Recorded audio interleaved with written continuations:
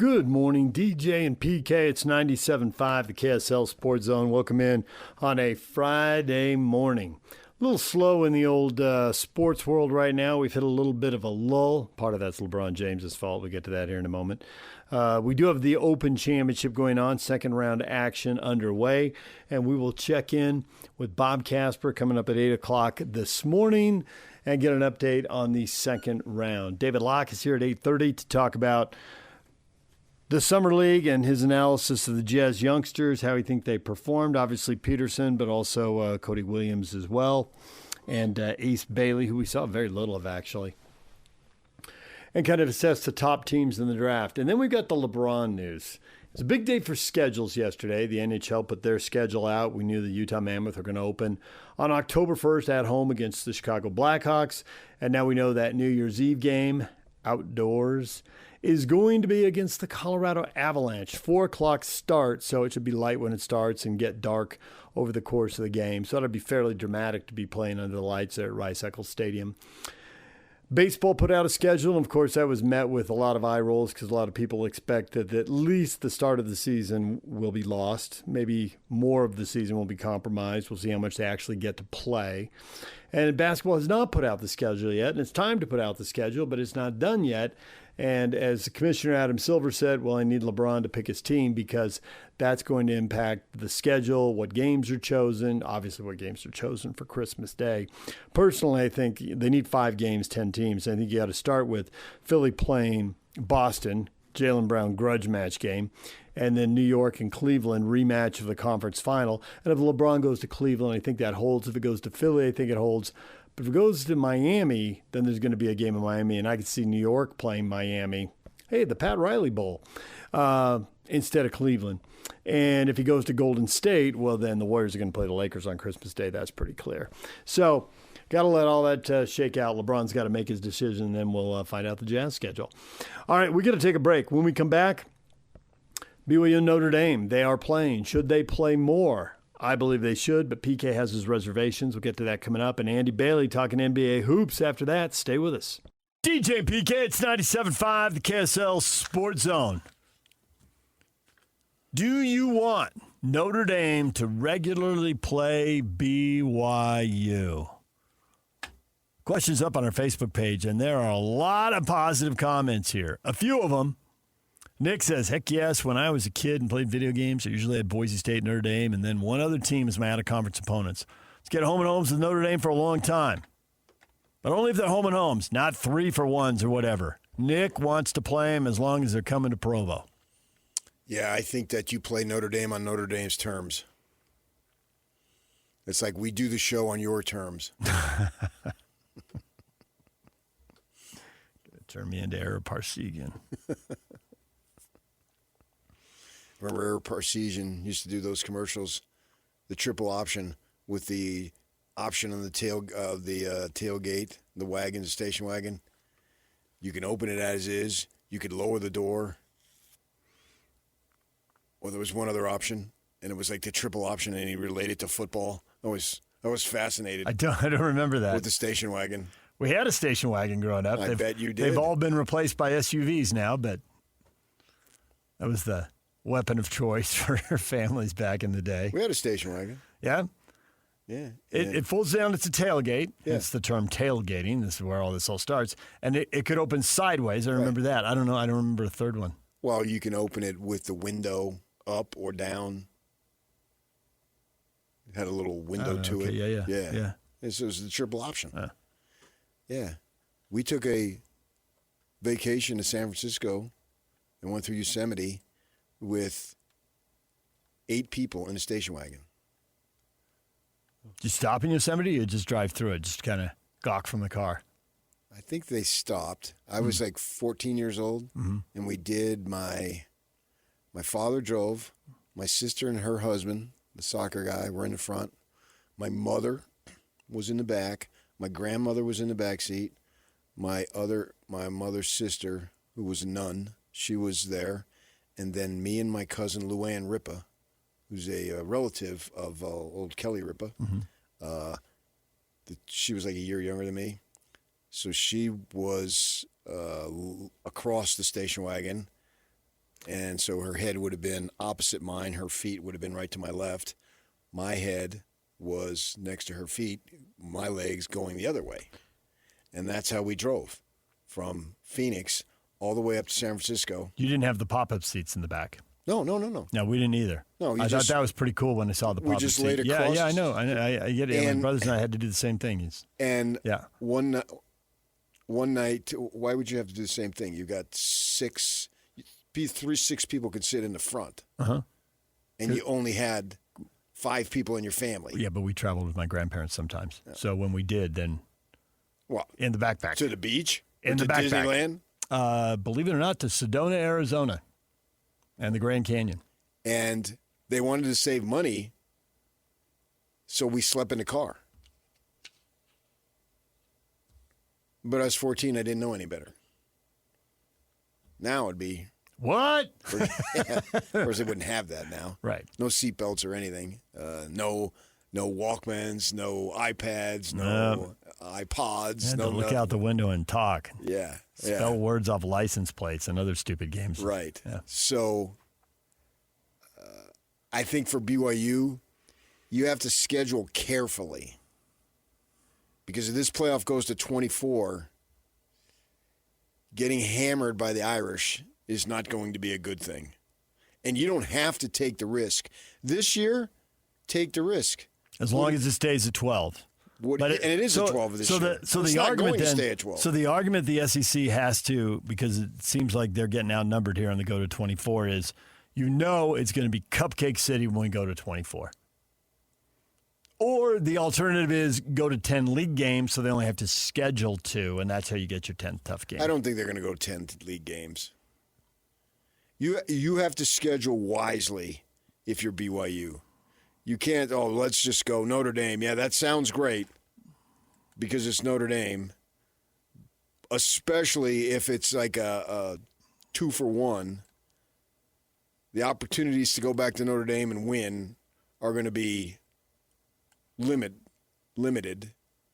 And we know, I firmly believe, the number one reason that the committee was able to use in not putting BYU in this past year is they got destroyed. They were willing to give them a second chance, and the second chance against Texas Tech was worse than the first chance. Yeah, neither were any good, but I get your point. Right. So and it was a road game, obviously. And playing down in Texas. It wasn't truly a road game, but it was a road game. Well, the first one obviously was a road game. Yeah, they never got the chance to show what they could do at home. Yeah. So then the scheduling is, so you're suggesting that pass on BYU and then schedule, which is what most of the league is doing, is schedule either high-end G5 or low-end Power 4 teams and just pad the schedule. I think Arizona State, they're going to Texas A&M, so they took the challenge. But Kansas State's playing Washington State. Utah's obviously playing Arkansas. Colorado's playing North Carolina. That's a collection of, Virginia Tech's playing Virginia. West Virginia's playing Virginia. You have to schedule carefully when it goes to 24. Cincinnati took Boston College. And that's what we're going to get for big non-conference games then. Yeah, none of those you're going to get any buzz. You're only going to get ripped if you lose. And so you have to be careful. Schedule yourself to put yourself in the position to receive an at-large bid. Now, ultimately, win the conference and you don't have to worry about it. That's the great thing about Utah going to the Rose Bowl. They just had it right in front of them, and they did it. We're talking about a world, though, where at 24 teams, you're assuming you're going to get at least 3 teams from the league in and maybe 4 or 5. Yeah, I'm assuming minimum 3, yes. I would certainly be surprised on the 5 end of it. 4, I'd have to see. I don't think 4. I believe in basketball, they can't ever say this because it's not the way it's supposed to be, but I do think that they allot.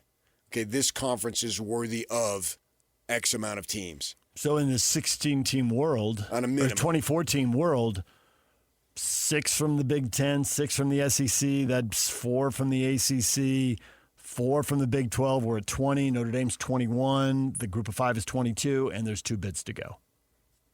That's why I'm thinking they'd be guaranteed 3, but they could get 4. And at that point, we'll have to see how the league shakes out. But through just a couple of years, Utah and BYU's odds of being in the top 3 or 4 in the league are pretty good. I think so. That's why I'm saying schedule. I mean, Utah didn't get there. Smartly. They had quarterback injuries, so there were 4 teams at 7-2. We're assuming in this world that they all get it. They all get in. The BYU or the Utah season in 25 and a 2014 playoff. In my mind, that's absolutely playoff worthy. Particularly at that time, if they would have had a couple of weeks off and Dampier gets himself healthier. Because look what he did when he had more than a couple of weeks in the Vegas Bowl. He dominated, man. He not just played well, he dominated. Tech, Utah, and BYU were all ranked, if you're looking at a 2014 playoff. I would think all 3 of them would get in. At the end of 16, they were ranked 15, 13, and 4 in the case of Texas Tech. I don't think there's any question in my mind. What the team that's on the bubble is Houston at 21. Right. That's the bubble team for the 4th. And then what do they do at 24 with the conference final? Do they eliminate it at that point because they need to start things earlier? Which I'm totally fine if they do. I'm not a big conference final game. If they got rid of those title games and just said the standings are what they are, if you back up one week, Tech is still 4, BYU's 11, and Utah's 15. And you get into it. Yeah, nothing really changes there. You take if they need that week to start the tournament, they start the tournament that week. And they've definitely talked about that. And that's fine. I'm 100% fine with that. And that may really be the hitch with the SEC is they make so much money off their title game, and you're going to 24, and the only way to do that is take away the title game. No. Let's go to 16 and not take the title game away. Start your season a week earlier and you can play the title game. That has certainly been discussed. But there's no need to play the title game. And you'll recoup the money by sending all these teams to the playoff anyway. That's the argument. Right. You will. Sounds weird to be in a world where you walk away from playing Notre Dame, you walk away from the excitement, and you walk away from if Notre Dame's regularly going to be part of the conference TV package. The thing is, though, if they leverage their deal, so it's like, well, it's a home game, so it's part of Notre Dame's TV package, and it's a neutral game, then maybe the value really never gets delivered to the Big 12 TV package. And I'm a fan of where things stand right now. Like, Brett Yormark, you're selling the league. Get on the league and sell it to Notre Dame. Maybe they'll play Tech. Maybe they'll play Utah. Maybe they'll play somebody else. I mean, it's partly factored by the quality of the team, but it's partly they like to go play in different parts of the country. Well, the Big 12's a national league now. You can go play wherever. Notre Dame can dictate its terms. Yeah. See, I just don't think that you get a big buzz from losing to Notre Dame because these ACC teams haven't gotten big buzzes, and they play Notre Dame regularly. And what have they gotten out of it? The way to get the big buzz and what they do in basketball, and there are comparisons between where football is going and where basketball is only if they go less human-driven and you end up using more of a computer model. Which that won't. Because we're assuming that BYU is going to be we're assuming Notre Dame is going to be somewhere between pretty good and really good as long as they keep their coach. He's young and he's good, and he seems to have it going, and it doesn't look, like they're going to have a bunch of 7-5 seasons. No. They've gotten stuck in that before with other people, but looks like that's changed. Especially given the quality of competition on their schedule, it looks like, man, you ought to pencil them in for at least 10-2, which is what they did last year, and USC's going off the schedule. So that's why it sounds good to be playing Notre Dame every year. But I just don't know if it's in your best interest. Because if you get worked, it's going to come down to, wow, look at your big games. And you got hammered. And then in this conference, if you lose a couple of close ones, which could happen will happen. You could jeopardize your 11 or 15 ranking. It doesn't seem to me that it's worth it. This isn't you. This is me. You're the one ready to game the system. I'm always ready to game the system and backdoor it, and you're always like, Be bold. If you're that good, you can take on the best and go for it anyway. We're switching roles here. Well, you will have an opportunity to take out the best. You're not going to backdoor a playoff. You're not going to backdoor a playoff. And so you'll have plenty of opportunity to prove how good you are, but you've got to get there first. And we know that the system, to at least to agree, and maybe it'll be mitigated, will be stacked against you, because if it's favored toward the Big Ten and SEC, by definition, it has to be stacked against the other ones. Well, you heard me. You can't have both. You can't have one. You have to have both. You heard me go with the assumption that there's 6 bids for them and 4 bids for you, and then there's a couple that could end up 7 for them and 4 for you. Yeah. If it's 8. So and you 3. have to be smart. Oof. You have to do what's in the best interest of your program, and simply saying, "Yeah, we're going to take on Notre Dame. Oh, we're tough. We'll put our hand in the dirt." That sounds good. But that doesn't mean it's the right thing to do. Now, the thing is, when it goes to 24, does the expectation still stay at be in the tournament? Or does the expectation you got to get there first before you start worrying about anything else? Or does the expectation come, you've got to host games, and you've got to win games, and you've got to be in the 16 or in the 8? I don't know. I mean, I think that varies. But a program like BYU is going to vary year to year. A program like Ohio State, it's not going to vary year to year. There's just a limited amount of programs. Their variance, you could say. Ohio State's variance is quarterfinals in a bad year, title in a good year. And so there's a few that BYU and Utah are not on that level. But can they get to that level sometimes? Yes. Are they going to be on that level consistently? No. So then they haven't yet. Maybe they can. The argument for people who want to see the game then is, hey, there will be yes years and no years. And in no year, you just take your beating, and that's the way it goes. But in a year where, you can get to the level, you get the win over the Irish, and that's what helped propel you to that level. The confidence you build doing that, the win it puts on your resume that gets you the better seeding. Sure, but what are you going to do 20% of the time? To be determined. I don't know. I mean, that 20% is not a bad number. That could be the guess. I mean, in the 7 games we've seen so far, 2 and 5, that's, I guess, 28% of the time. And BYU is in a better position, presumably, right? I mean, 3 of those games were in the 90s and the WAC era. You just told me Notre Dame's in a better position, too. Well, Notre Dame was actually in a really good position in that era for the first 3. But they're in a better position now. For the next 3, it was probably not that special. Holt still had it going pretty good at that point. It sounds good to play. Yeah, let's play Notre Dame. We're going to play them. It always sounds good. But I just disagree. You worry about playing them 8 times in 10 years. I just don't know that's in the best interest of your program. It clearly isn't in the best interest of USC's program, so somehow you think it's in the best interest of your program? Will you get busted if it gets out, which you have to assume that it will, that you're turning down games?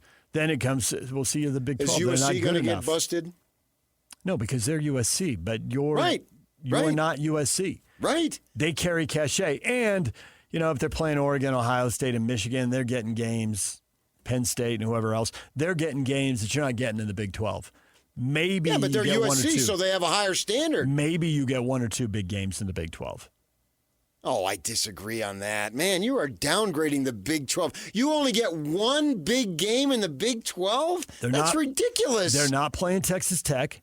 They are playing Utah. Well, we're not talking about this year. We're talking this generally. Is a given year. Well, in any given year, the leagues are so big, the teams that are good, you could be missing them and they're off your schedule. Except SC is going to play that killer schedule every year. You just said that. Now you just said these leagues are so big in any given year. But for SC, they're going to play big dogs every year. But in the Big 12, which is almost the same size, maybe it is the same size. I can't even remember. No, it's not, but it's close enough. Yeah, it's 16 to 18. 16 to 18, right. But somehow in a smaller league, in any given year, but SC is going to do it every year when you just said in these big leagues. You're contradicting yourself. But the bias in the Big Ten is that USC's good, Oregon's good, Michigan's good, Ohio State's good, Indiana's good, Penn State, Washington aren't that far away. Nobody looks at the Big 12 that way. Even if it were true, they wouldn't look at it that way. It's Texas Tech. So you have no faith in the committee. It's just the way it's going to be. So why even try? I mean, because the bias is there. Why even try? Because I think that Notre Dame is going to be good, and if you beat them, nobody can say anything. Sure, then play and then schedule SC and then schedule Alabama. Because if you beat them, nobody can say anything. Why stop with just one? Go if you can beat Notre Dame, you can beat those other schools too. So why not schedule them? Go all the way, baby. Because Alabama won't schedule you. BYU can find big-time teams to schedule. Until Lincoln Riley leaves, SC's not scheduling anybody. Except they did. So he just took I don't know. Notre Dame off the schedule. You can decide. Apparently, you have an insight into what Lincoln Riley is thinking, but I don't. I know that I was told by BYU that their AD at SC said, we've got to get them because look at the crowd when they play up the freeway at the Rose Bowl. And so suddenly that changes? No. Money will be there. The point is BYU, and if you're going to argue that, you're going to lose. BYU can schedule big games every year. They can schedule as many big games, and there's only 3 of them.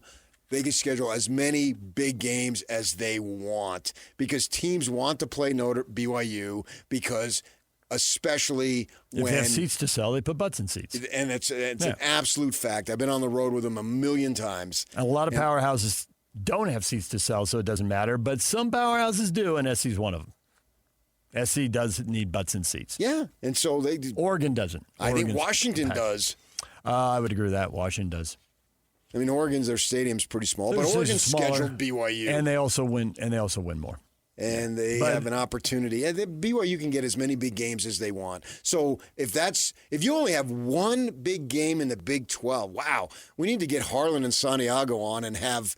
DJ said, you're only going to play 1, maybe 2 big games. In fact, their camps are opening here in a few weeks. Let's go down and ask Scally. Let's go over to Kalani and say, because you guys should play Notre Dame, shouldn't you? Because you're only going to get 1, maybe 2 big games. That's a quote.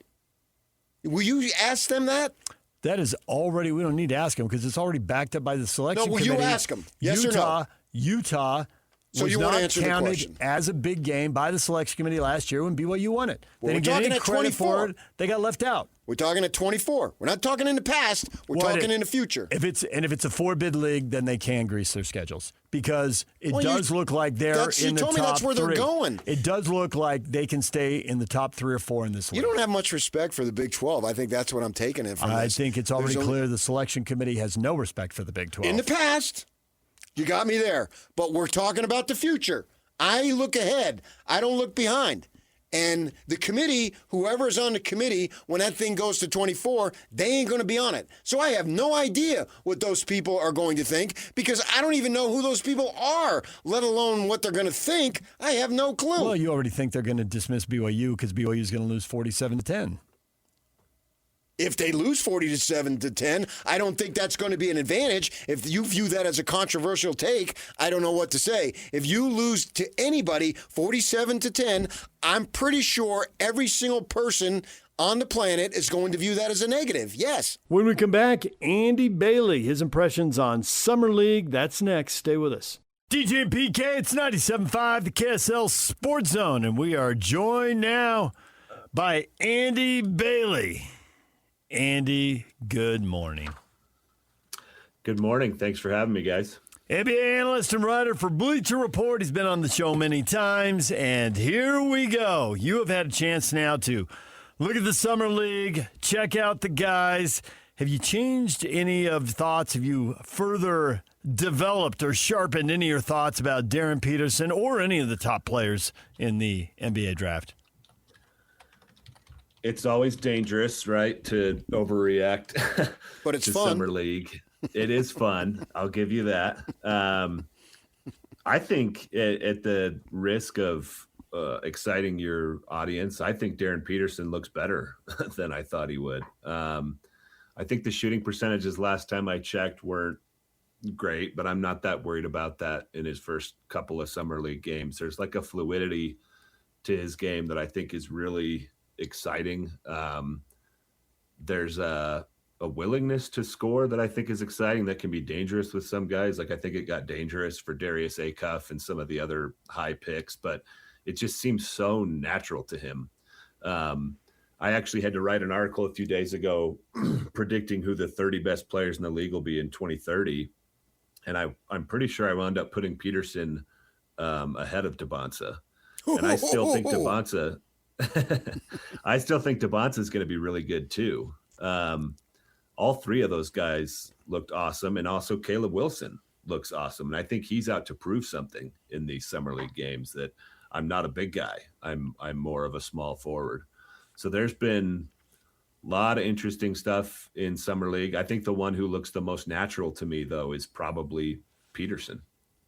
Yeah, okay, I can buy that, because I said, well, I had heard, not just what I say, but about after the Jazz investigated the health issues, that they felt that he was the most skilled player in the draft, and we'll never know this, but they've told people, and it's gotten back to me, that there was a good chance if they had the number one pick, they still would have taken him over Dybantsa. Now, it didn't come to that, so it can never be proved, and it doesn't have to be proven.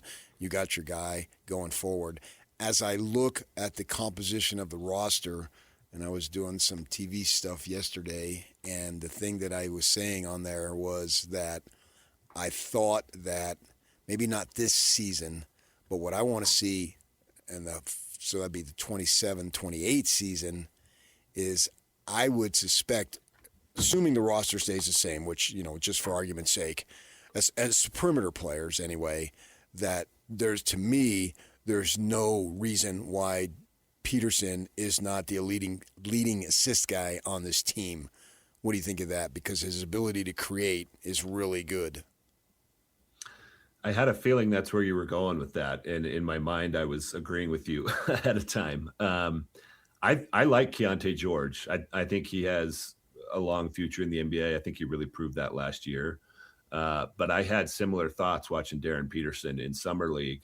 I think one of the things that was maybe missing for him at Kansas was not playing with the ball in his hand. He said that. Yeah.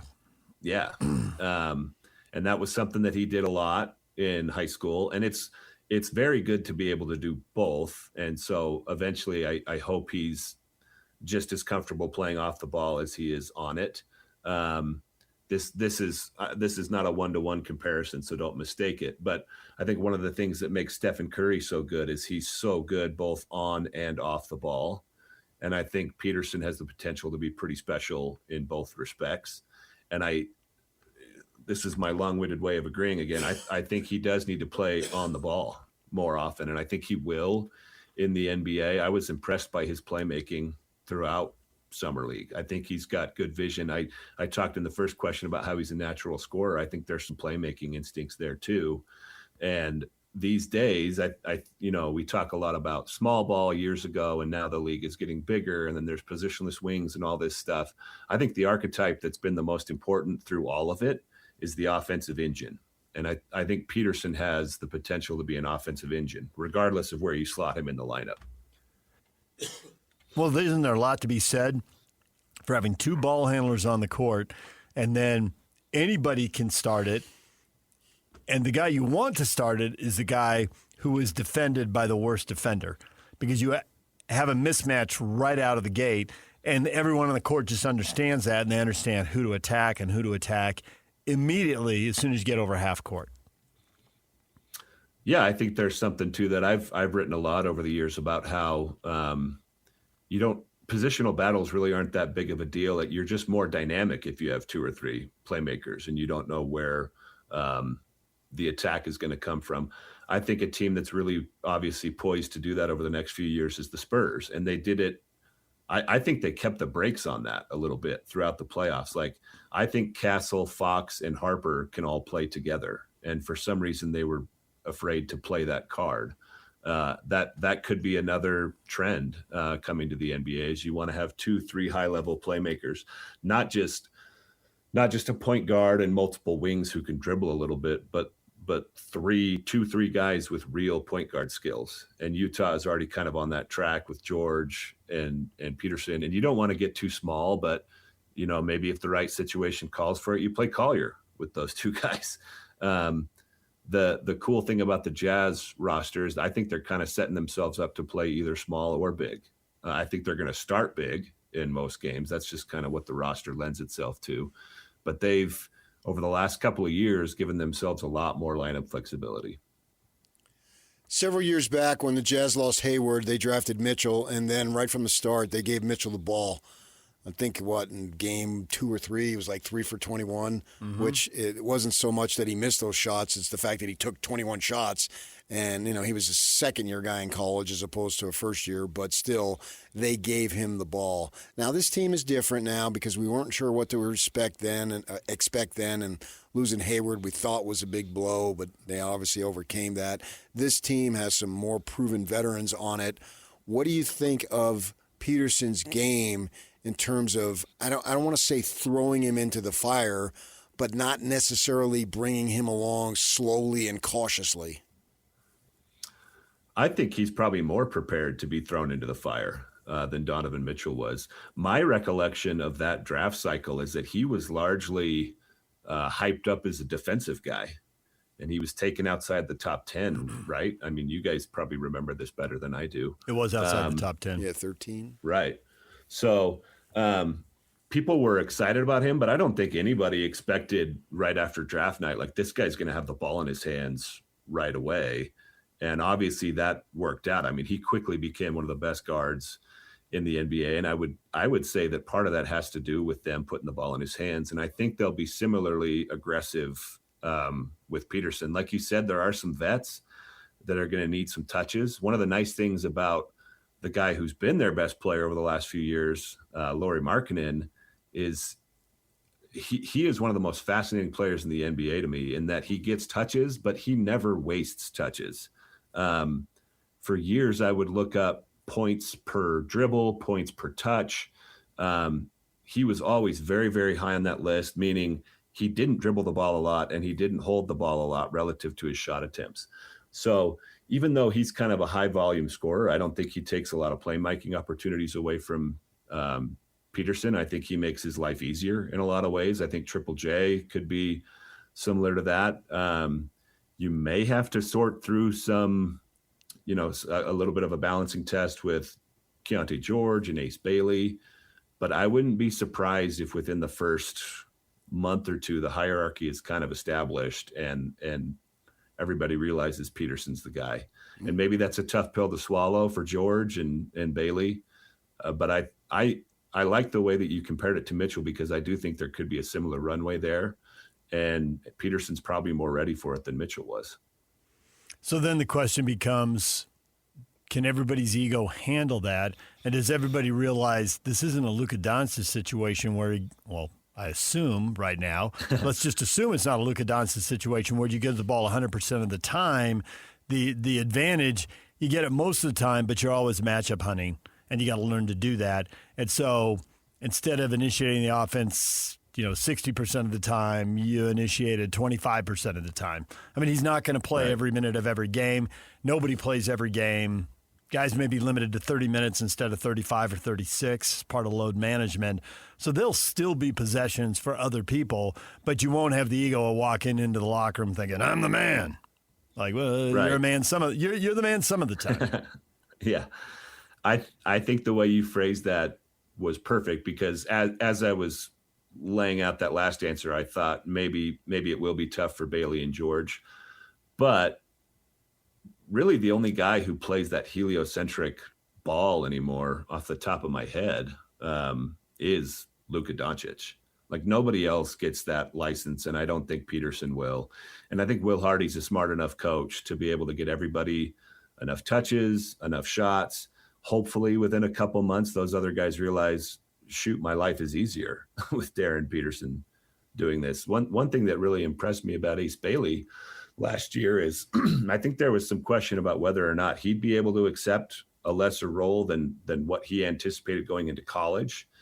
And I thought he was way better off the ball than I anticipated he would be. And he was a lot more willing to do that. So if he becomes like a high level catch and shoot guy, maybe models his game a little bit more after Lauri Markkanen, where there's not a lot of wasted motion, not a lot of wasted touches. Those two guys fit perfectly with him. Peterson and George have we don't know where the attack is coming from dynamic that we talked about earlier.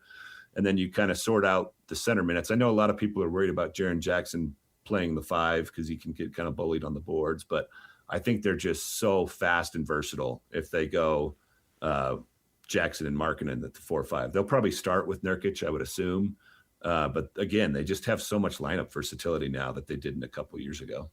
How big of a blow do you think it is to not have Kessler? I think it's a real blow. I think they're pretty well set up to absorb it. I wrote a lot in the lead up to his deal with the Lakers before we knew that's where he was going to go. I just kind of assumed he was going to be on the Jazz. I assumed they would match whatever he got. Like it wouldn't be too big of a deal. And they would just have a ton of depth in the front court. But I always had this little caveat as I was writing about the Jazz that they have a lot of bigs. Like I still kind of like Kyle Filipowski.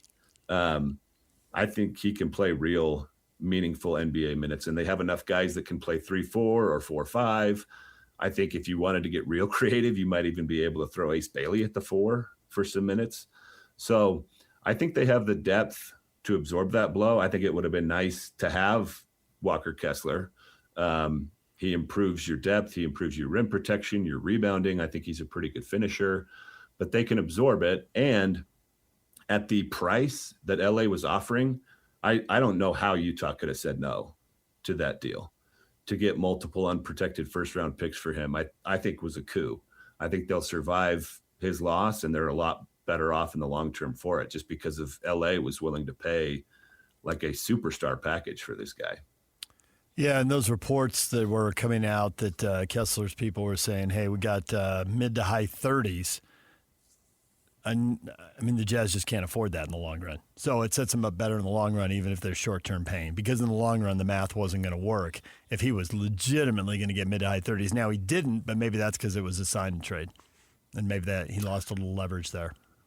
Yeah, and I think that's going to be a consideration that every team has to make going forward. And I think we're seeing a little bit of the squeeze this offseason. Over the next 4 or 5 years, I think it's going to be a lot more rare to have multiple. I mean, Kessler wasn't in this range, but even having 2 max guys, which was kind of the norm for a long time, may not be possible anymore. I kind of like that. There's so much about the second apron that I don't like. There's so much about having what is basically a hard cap that I don't like. But I do kind of wish that talent was spread a little bit better across a roster than it has been over the last few years. Yeah, the way it's been, such top-heavy talent, and then what do you got underneath it? That's where I thought if they did decide to keep Kessler, maybe they could have made some moves because they do have, we'll see how it is, these guys, these young guys that they drafted, they've each shown something to a good degree. And you mentioned Collier, and you also have Filipowski, sensible. Cody Williams, I'm not too sure about him yet, which, going into your third year yet, you can't keep using that word. But right. I think that salary-wise, they may have some stuff at the end of that salary scale that could help their team. And the thought for you, you've seen these guys, the ones that I just mentioned. What types of roles do you see for them? Because they may be called upon individually or collectively. Yeah, I think everybody you just mentioned is going to play, including Cody Williams. Maybe even a bigger red flag for analysis than Summer League is the last couple of months of the regular season for a tanking team. It's just so hard to know what to take seriously from that stretch. Right. But Cody Williams was pretty good over the last couple of months of last season. Now, he looked really bad in Summer League a couple times. Yes. Just in the last few weeks. So it's really hard to know what to make of him. But I still think there's a chance he's a good 15 to 20 minute rotation wing. And if that's all he is, fine. Given what is on the rest of the roster, I actually don't think that's a bad result. Right, I agree. I think he was another guy that was taken around 9 or 10, if I recall correctly. Yeah. So there you go. Yeah, that's not like a terrible outcome. I think Collier is more ready to help right now than Williams is. I think he's a good playmaker. And I think Filipowski is a solid big man who brings some skills to the table that some of the other guys don't. So I think all the guys you mentioned are probably going to play. This is a team suddenly it's so funny because for years they were toiling in not even mediocrity for the years after they traded Gobert and Mitchell. And this summer, even after losing Kessler, I feel relatively confident that this is going to be a good competitive team. In the West, I don't know if that means much higher than the play-in, but I think they're going to be in the mix for at least a play-in spot. Yeah, Andy, you started to reference this earlier, and I want you to expand on it a little bit about their ability to play big and play small. You know, Jerry Sloan, and they have this long run, and it's Stockton and Malone, and you just know what's coming. And then Jerry would just go outside of the box, like 97, 98, 99, right as they're really getting to their peak. He was sitting Stockton Malone, and he was playing Brian Russell and Shandon Anderson and Howard Isley, and it was just totally different, and they were running way more. And I just felt like it was a shock to a team. They're prepared for something else, and they just literally, it was like watching somebody who never drove a clutch, just grinding gears, trying to change in the middle of the game, and they go on runs with Stockton Malone sitting on the bench. It was unreal, and I just wonder, is there a role? This team has so much size, and we've been looking forward to it, but is there some weird Ace Bailey, Cody Williams, I don't know, put a couple other younger, smaller guys out there, and like it just looks totally different. And they really defend and they try to run. Is there something in that, or am I trying to make up something that doesn't exist? No, I think you're totally onto something. I think lineup versatility is a huge deal. I loved how creative Jerry Sloan was. I think one of the reasons Andre Kirilenko was so effective for the first few years of his career is Sloan was willing to use him in ways that other coaches maybe would not have been. And another thing, the Thunder, I think one of the things that made them so good over the last couple of years, especially the year they won the title, is they could shapeshift. They would start big with Holmgren and Hartenstein, and they played a certain way that way. And then they could move Holmgren to the 5 and play a little bit different way. And I think Utah has that flexibility now. I think they'll probably start with Markkanen into the 3, which is unique in its own way because he's huge for a 3. And that front line with him and Jackson and Nurkic is going to be kind of a punishing front line. But like I said earlier, I think they could probably go Markkanen at the 5 and Ace Bailey at the 4. And you fill out the lineup from there. Like Peterson would be in that lineup. Collier, George. Like that's super small. And you probably get beat up defensively and on the boards, but you could also run a track meet with that group. And you're not going to play at extended minutes.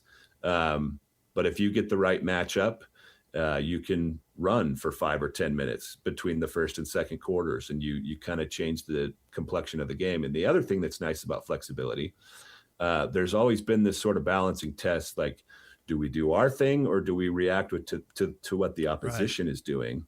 But to at least have the option to react is good. Like if you're going to play a team with big bruising bigs, well, shoot, we can play more of our big bruising bigs. If you're going to play a team that's faster, we can play faster. So it's just nice to have the optionality, and I do think Utah has it, even with the loss of Kessler. I think they're very versatile and deep at several positions. How much sleep are you losing over the anguish of trying to figure out when and where LeBron is going to make his decision and where he's going? Because, it's just keeping me on pins and needles here. Well, I got to say none at this point. It was pretty fascinating in the early part of the offseason when I was doing a lot of stuff for Bleacher Report, reacting to a lot of different news. And I do think it's kind of mind-blowing. I think LeBron turns 42 in December, and I would say he was still a top 25 player in the league last season.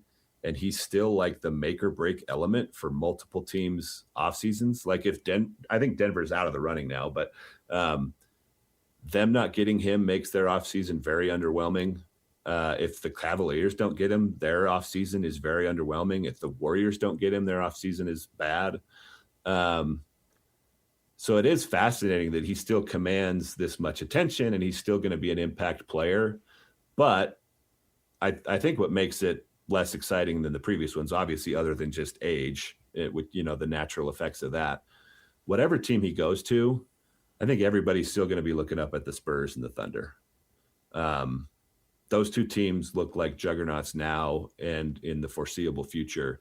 And with apologies to the Knicks, like they could still very much be in the mix when we get to the end. I don't think LeBron is going to drastically change the title picture. And so that's changing the way people are looking at this. I would prefer to see him go to Cleveland or to Philadelphia. I don't find Golden State and Miami nearly as compelling. Am I up in the night? Am I missing something? What do you think? I like Cleveland. I think it's the coolest story. A lot of people are like, well, he already had his storybook ending in Cleveland, and if he goes back there and doesn't win, it ruins it. I don't think that's true. I think it's kind of fun for him to finish up at home. Miami is interesting from a pure talent and fit perspective, but the lack of shooting between him, Bam, and Giannis would be a big concern. Golden State, I actually do think is a cool story, but not a basketball threat. I just think they're too old. And the best basketball fit is Minnesota, but that seems like the most far-fetched. Like, he's really going to go finish his career in Minnesota? That's just really hard to imagine, with apologies to the people of Minnesota. They're fine people. Yeah. One of my best friends lives in Minnesota. Yeah, I gotta clear myself there. I think Cleveland is the best. Like, if you combine story and basketball fit, I would go Cleveland. And I think Cleveland would have, I wouldn't say a great shot at a title, but they'd have an outside shot. Andy, we'll leave it right there for now. Thanks for joining us. We will talk to you again. Enjoy 6 or 8 weeks of no NBA breaking news and a chance to relax and put your feet up and not be on alert, checking your phone at all times. Outside of LeBron, yeah. You got one more. Yeah, one more thing. Maybe he'll wait till like January or something. For a half season. Thanks, Andy. All right, thanks, guys. When we come back, what is trending? The headlines are on the way. It's time to get your morning started with the news you need to know. News update. This is what's trending with DJ and PK. Hashtag NBA.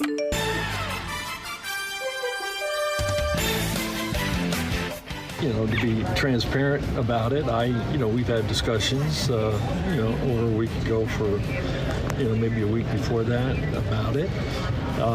But right now, I think we're like everybody else. We're just waiting to see what he does, and then, we'll see what happens. But I really can't answer that right now. That is Pat Riley. The Miami Heat have talked to LeBron James, but they're waiting like everybody else. I really don't care what the answer is now. It's taken too long. The drama's been drained out of it. He just said he won't hold you guys up too much longer. That's a LeBron quote. So hasn't hold me up 1 second. NBA announced they will not punish Miami Heat big man Bam Adebayo for his altercation with Tyler Hero in Vegas a week ago, as all parties have decided everyone would prefer to move on from this unfortunate circumstance and no further action will be taken by the league. Find that a little surprising. Guys throwing punches, nothing happens, but there you go. Jazz playing that last Summer League game tonight. Portland, 8:30 Prime Video if you want to watch. And then Watch, they will I'm shut going. it down. You going? That's what I care about. Nice. Front row. I did the front row. You can watch that tomorrow at 6 o'clock. It's all about the front row. Channel 5, front row. You're back on TV, baby. Just vacation fill-in. Don't act like it's permanent gig, because it's not. Just vacation. Don't get the people all excited. DJ and PK. Hashtag NFL. We got people coming out with lists, position rankings. Former BYU linebacker Fred Warner, rated by some people now as the NBA's best off-ball linebacker. Yeah, he's great. Power forward, huh? The NBA? Power forward. You just said he was rated the NBA's best NFL's best linebacker. off-ball linebacker. Now, to be clear, these come from executives, scouts, and coaches. These are those rankings. Puka Nacua ranked as the 4th best wide receiver. Oh, that's a joke. Who's better? Who would you rather have in the clutch? So we should do the top 200 players in the NFL. Let's start it next summer. Perfect. Would that fill up the summer? How many weeks of that? How many you got? You have one every hour? How are you going to make that work? I'm not. You are. Oh, I am I? Well, that'll give me something to look forward to. DJ and PK. Hashtag college football. Texas Tech is going to rebrand their stadium Galaxy Stadium. 15-year, $75 million naming rights deal with the AI company Galaxy. The deal will also include NIL opportunities for Texas Tech athletes. Of course it will. Galaxy Stadium. Has that got a ring to it? Are they going to be the biggest underachiever relative to the money that they have? You going to go wins per dollar or playoff wins per dollar? It's all about postseason for them. They're Big 12, they don't even want to be in it. It's just the preseason. Sources tell me that the Big 12 is, looking to make sure that they go to the Big 10. Somebody, I don't know, somebody says something. God, it's got to be out there somewhere. Is that on the air, Yak? Come on, Yak. Oh, wait, Yak said something? I didn't even hear it. Oh, that's because you get. Go ahead, say it again, Yak. You can say it. Okay, I heard it there that time. It was so low, I barely heard it. I'm getting old. Speak up. Clemson coach Dabo Swinney reiterated his belief in need for legislation to deter rampant tampering. There has to be some type of order put in place. There need to be consequences. You just say, to heck with it, don't worry about it, let's just call it what it is, the Wild Wild West. Yeah, Dabo, it's the Wild Wild West. As long as there's... As long as you can tamper too? It's fair? No, as long as the... Coaches can be tampered with? They're under contract. Mm-hmm. You can't talk with them until they're out of contract. So, I don't want to hear it. Coaches say, I have had no contact with them on Friday, and they accept the job on Sunday. Or in the case of Lincoln Riley, accepts the job one day after the season. Well, obviously there had been conversations while he was trying to prepare his team for whoever was next on the schedule, if not whoever was next on the schedule multiple weeks. So I don't want to hear it. Well, we're going to hear it. Dabo's complaining. No, I'm not. You can hear it, but I'm not. You're not hearing it? It'll be No. like Yak. You just couldn't hear it. The SEC is reported revetting a Plan B should the Protect College Sports Act fail in Congress, where the league would opt for self-governance, in which the league would force its own rules and could opt for the members of the league to compete only against fellow league schools. Is the SEC really going to do that? Only compete against fellow league schools. You pull back on football, then they stop scheduling and everything else. Total chaos. No, that'd be quite the basketball schedule, though. Right? Play each other 3 times. Mm-hmm. DJ and PK. Hashtag Major League Baseball. 3-1 is launched to left. Marsh going back. It's over his head. He turns and it's gone. It's snuck over the railing and left into the flower bed. Francisco Alvarez with his second home run of the game. Highlights from the game in Major League Baseball. 4-1 the final as the Mets take down the Phillies. Now we get back to it, PK. Yeah, I was watching that game. Man, it was all smoky. Freaking fires from Canada. Another reason I hate Canada. Because they have rampant fires. Did you hate California when we were breathing the smoke from their fires? I don't hate Americans. Oh, okay. Last year I was in Canada at the Toronto Blue Jays game, and they were giving away a game jersey for some players. So people were lining up at like 2 o'clock in the afternoon for a 7 o'clock start, right? And so it's really crowded around the stadium like 2 hours before. And this group of old ladies comes up to me, and they're not comes up to me, but they're walking, and they got Giants gear because they're playing the Giants. And I said, all right, ladies, make sure you don't cause a fight in that stadium now with that Giants gear. And they were like at least 60s, if not 70s. And she said, the one lady stops, I got a question for you. What's wrong with you Canadians? Why do you walk on the opposite side? You should be over. And we keep running into people. I said, lady, I hate the Canadians too. They don't know where to walk. I ain't Canadian. What reaction did you get with that? She just kind of laughed. She thought I was Canadian. Do I look Canadian?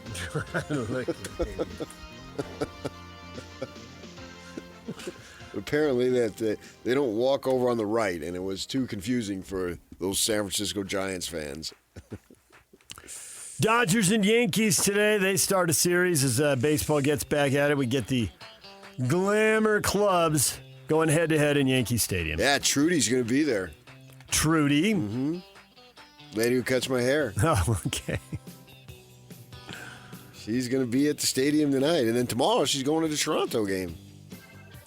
White Sox and Blue Jays, Apple TV tonight, but you won't see Trudy in the crowd cutaway. She's not there till tomorrow. Right, exactly. Underrated game, not the glamour franchise and brands and all that, but two teams playing really well. The Marlins and the Brewers going at it in Milwaukee this weekend. So look forward to that. What are you talking about the Brewers? How are they not a marquee franchise?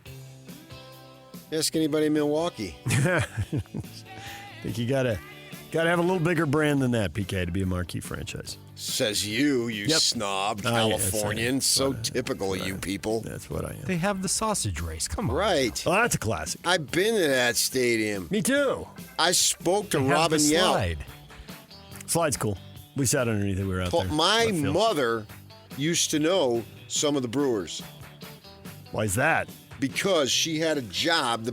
This is going back before they started with these complexes in spring training, and the Brewers trained in Sun City. And you want to get a hot dog, it'd take you 4 innings because the older people move slow. Because mostly that's who worked there, right? No joke, I'm dead serious.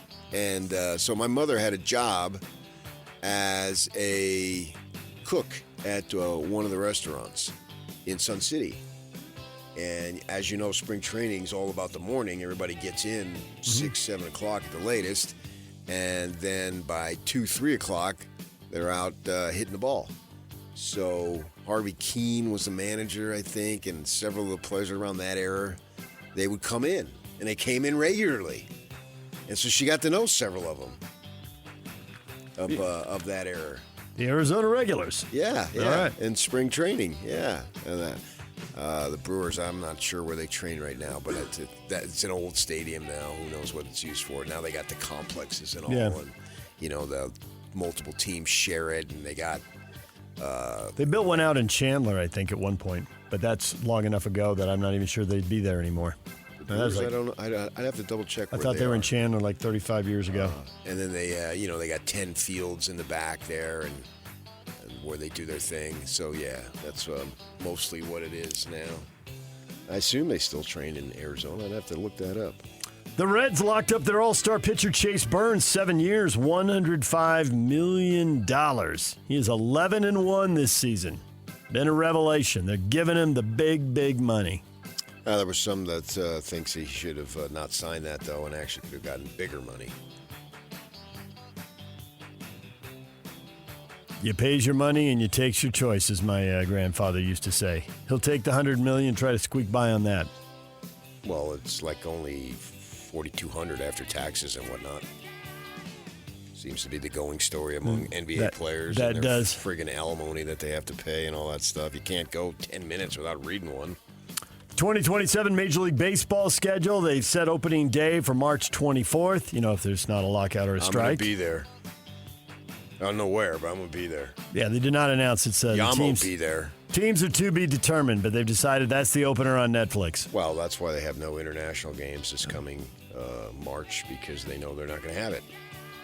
Bees resume their season tonight. They're in Reno. They're at home playing the Reno Aces at the ballpark at America First Square. First pitch at 6:35. Coverage on the Zone at 6:20. DJ and PK. Seems hard to believe there was a time when the story was Messi's great in club games, but man, he plays for his country. He just can't score a goal. What's wrong? Well, at the age of 35, he won a World Cup, and now at the age of 39, he's back in the final. Argentina and Spain. You would assume this is his last World Cup game. Is he actually going to win back-to-back World Cup titles? 1 o'clock Sunday on Fox. You got Spain out there unbeaten in their last 37. A mammoth test for Argentina. A thing on ESPN, why Messi is the best player at the World Cup and the best male athlete of all time. Bum, bum, bum. Better than Bo Jackson. Look better out. than Deion Sanders. Riley Jensen sent me a thing over the weekend that says that there's at least 10,000 Americans who are better than Messi, and he wanted my opinion. So I texted him back, 10,000 seems low. You get I got LOL. Yeah, I thought so. I can hear Riley's laugh when he hears that. Riley loves sarcasm, and he loves your sarcasm most of all. Did you reply with Ethan, Tanner, and Sterling? I just said 10,000 seems low. That was it. I figured that's what he was looking for, so you got to deliver what he's looking for. The crowd comes to you. Give the people what they want. The crowd called out for more, and the room was humming harder. DJ and PK. Hashtag NHL. Oh, the NHL schedule's out. The season opens September 29th. The Mammoth get going October 1st at home against the Blackhawks, and their New Year's Eve game at Rice-Eccles Stadium will feature the Colorado Avalanche, who had the best regular season record in the West and went out in the conference final. Mammoth are going to play 13 of their first 19 games on the road. Some of the highlights as the 84-game schedule is announced. I like the road matchups right off the bat. Because? You often hear these guys say, hey, out on the road, you bond, you're together more than you are at home. Everybody scatters and all that stuff. And so you're going to have to play the requisite 42 home games. 42, right? Yeah. So why not, when you're fresh and things are new and you're buzz for the excitement of the season, yada, yada, all that stuff, why not get that out of the way first? And then it's like if you have a task, you have a couple of tasks, and you're faced with them. You know you have to do them. They cannot be avoided. So just get them early. Yeah. Don't dread them. Get them out of the way. Exactly. They played Chicago in the home opener. Pack your bags, boys. We're hitting the road for 5 in a row. Right. Yeah. And then early November, they'll be out across Halloween because actually I guess it starts October 29. It looks like they got 6 in a row there. So that's the meat of all those road games. That's a huge chunk. And when I have a drive, if I'm going to I've driven cross country 3 or 4 times, or I had to go to the Bay Area for family reasons multiple times, and it's a 13-hour drive. Don't start at 1 o'clock in the afternoon. No. Get the early start. Get as early as you can, and you're barely awake, and you've just knocked off 3 hours. When the kids were grown and gone, and my wife and I were on a trip down to San Diego, and for whatever reason, we woke up at like 3 o'clock in the morning. I don't know what happened. I don't know what noise. I know you two. I know why. It wasn't that. Wasn't what? You know as well as I do. Y'all knows too. Yoxin are loud as hell. DJ, early birds. DJ. So we decided, let's get on the road early. And we were. Is that what you call it? We were in, yeah, right. And we were in Barstow. Hello. Barstow, huh? The sun came. The sun rose in Barstow. Made good time. There was nobody out on the road. Had the whole freeway to yourself. You're lending yourself to all kinds of jokes. Yeah, I know. Yeah, just serve them up one after another. It's at the point you realize you didn't even have to make them. People are just making them themselves right now. It's perfect radio. I didn't say anything. Don't even have to have a meeting. Well, that's your goal. Have me say it. Get the buzz from the audience, and then you remain unscathed. And let's face it, we had to have meetings earlier when there were managers who wanted to have meetings. They were looking for an excuse to have a meeting and yell at us. She may have listened. That's a different time. In a different time, in a different place. All right, that's what's trending. Brought to you by Shamrock Plumbing. There's no job too big or too small. Get the personal touch with Shamrock Plumbing.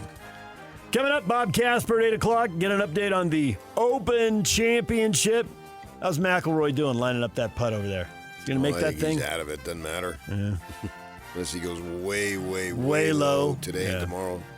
Herbert was 1 stroke off an all-time low, 62. Lucas Herbert, an Australian. Putting it together. He's rocking right now. Stretching it out. Then you got the American, Suber. Guys that have been around, but you really got to dig deep in terms of if you even have heard of them. Herbert stayed under, Suber 6 under, Daniel Brown, Sung J M 5 under. They haven't started their rounds yet. So, got guys with a lot of ground to make up. There are, I think, 11 golfers within 1 shot of the lead after the first round, but Lucas Herbert's second round has put him in charge, and now we'll see who can go low and go get him. We'll talk with Bob Casper about that coming up at 8 o'clock. David Locke at 8:30 and RSL head coach Pablo Mastroeni at 9 o'clock. We got a Minky Couture blanket giveaway with the Lush Flag blanket celebrating America's 250th birthday. We'll give that away in the 8 o'clock hour. The question of the day is next. Stay with us. 3, 2, 1. This is Scotty G and Coach Tim LeCoe. Shehan Jayaraj, CBS Sports, joining us. All the guys that came through, I mean, we were crazy impressed with the players. Anything you gleaned that maybe surprised you or took note of from those days? I mean, there was a level of confidence from everybody, honestly, that felt a little different. And maybe it's just, sort of naivete with the way that rosters are these days and feeling like, man, we got to fill in some holes and all this sort of stuff. But like when I talked to some of the middle class and even lower middle class teams, like there were some coaches that honestly spoke a lot more confidently about their rosters. I think that like the depth of the conference is going to be really interesting this year. And, obviously we've had it in the conversation of Texas Tech schedule, of BYU schedule, things like that. But like kind of think that the middle to lower middle class of the Big 12 might be a little better than we expected. Catch Scotty G and Coach weekdays from 10 to 2. Presented by Mountain Land Supply on 97.5, the KSL Sports Zone. The KSL Sports Zone of Beehive Meals are honoring people that impact youth sports in our communities. Nominate the youth sports volunteer for the Beehive Meals Hero of the Week at KSLSports.com/contest and listen every Thursday afternoon to Jake and Ben for the winner. It's the Beehive Meals Hero of the Week. Question of the morning. Cheating the paying customer? AJ Dybantsa with quite the quote during the Summer League. Is he going to be a better defensive player? Quote, I was just being super lazy in college. I can admit that. Great. Awesome. Fantastic. What? We don't want these athletes to give us cliche, trite stuff. I don't want to be lied to. He says something honestly, and you rip him. Yeah. You couldn't play hard on defense, huh? Man, getting lazy. You just hate BYU. Didn't really care about winning. Hey, in a Big 12 football, these teams only have one big game of each, according to you. If you have a rivalry game, which that is the perception from the selection now he's going to put committee. He's going to put it on somebody else. I did from is the that get-go. not classic? Pass the buck. Pass it over here. Nope. Pass it. You know better, Yock. You're lying to the public now. What? We were talking about teams getting playoff bids. Oh, come on. Don't have a strong opinion. No, they're going to respect you even more. You don't do the TV full time anymore. You'll be okay. If you think the Big 12 is weak, say it. It's all right. No one's going to cast you aside. You already know, for reasons that will be made clear later to the public, that I think there are 3 enormous games in a row for Utah that are going to be hard to handle in November. You said that. There's only one, maybe 2. If you have a rivalry, but not everybody in the league has a rivalry. Obviously, we do here. They do in Arizona. And they do to an extent in some of the Texases. But it doesn't compare as the 2 that we have in this state and our state to Arizona, the south. Right. They are rivals in a sense. Period. I'll give you that. Yeah. I think that the 2 teams here can build secondary rivalries with the Arizona schools. That's doable. But it's not on the same level. So it doesn't really matter, and I know this is a cliche, but it's true. It doesn't matter what the records are when the 2 teams here play, when the 2 teams down there play. Heaven knows the records down there a lot of times suck, but it's still huge. It still matters to where you're celebrating wildly if you just got your 4th win, and that's not good because it's the last game. But they still go crazy. Right. So we know those are always big games, but I think this is a good football conference. And AJ says this, and it's not appealing to what you want to hear, but I got to give the kid credit for being honest. And Dan, yes. And Dan says, Jimmer did the same thing. These guys were there for offense. There's nothing to see here. Go Cougars. Right. Tony, the guy had 90% of the offensive load on his shoulders. The other players needed to take up on the defensive side. So he should have said the Barkley thing. You got to pay me another $1 million more to play defense. That was you want me to play defense? You know how old the quote was by the numbers Charles used.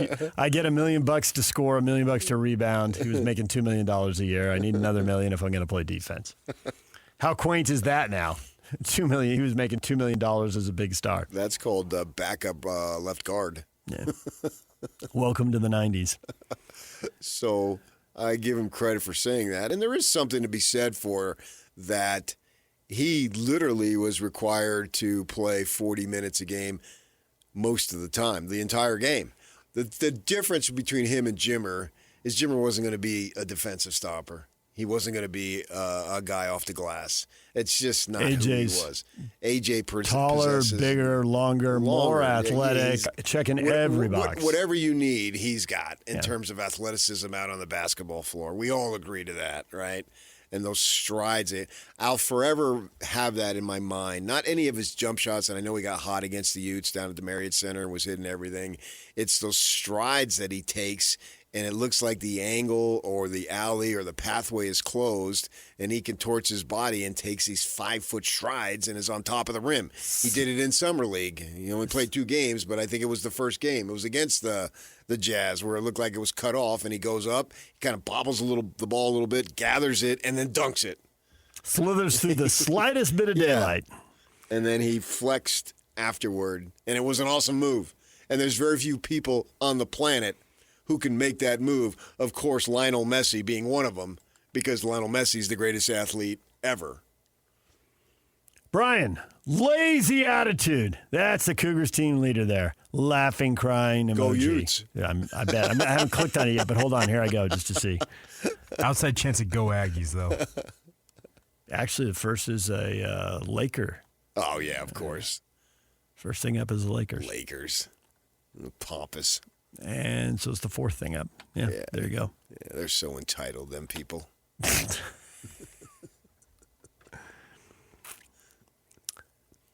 Hector, I feel like this is every young player in college. Everyone wants to be on offense and score. And you can say that about guys in the NBA, too. Yes.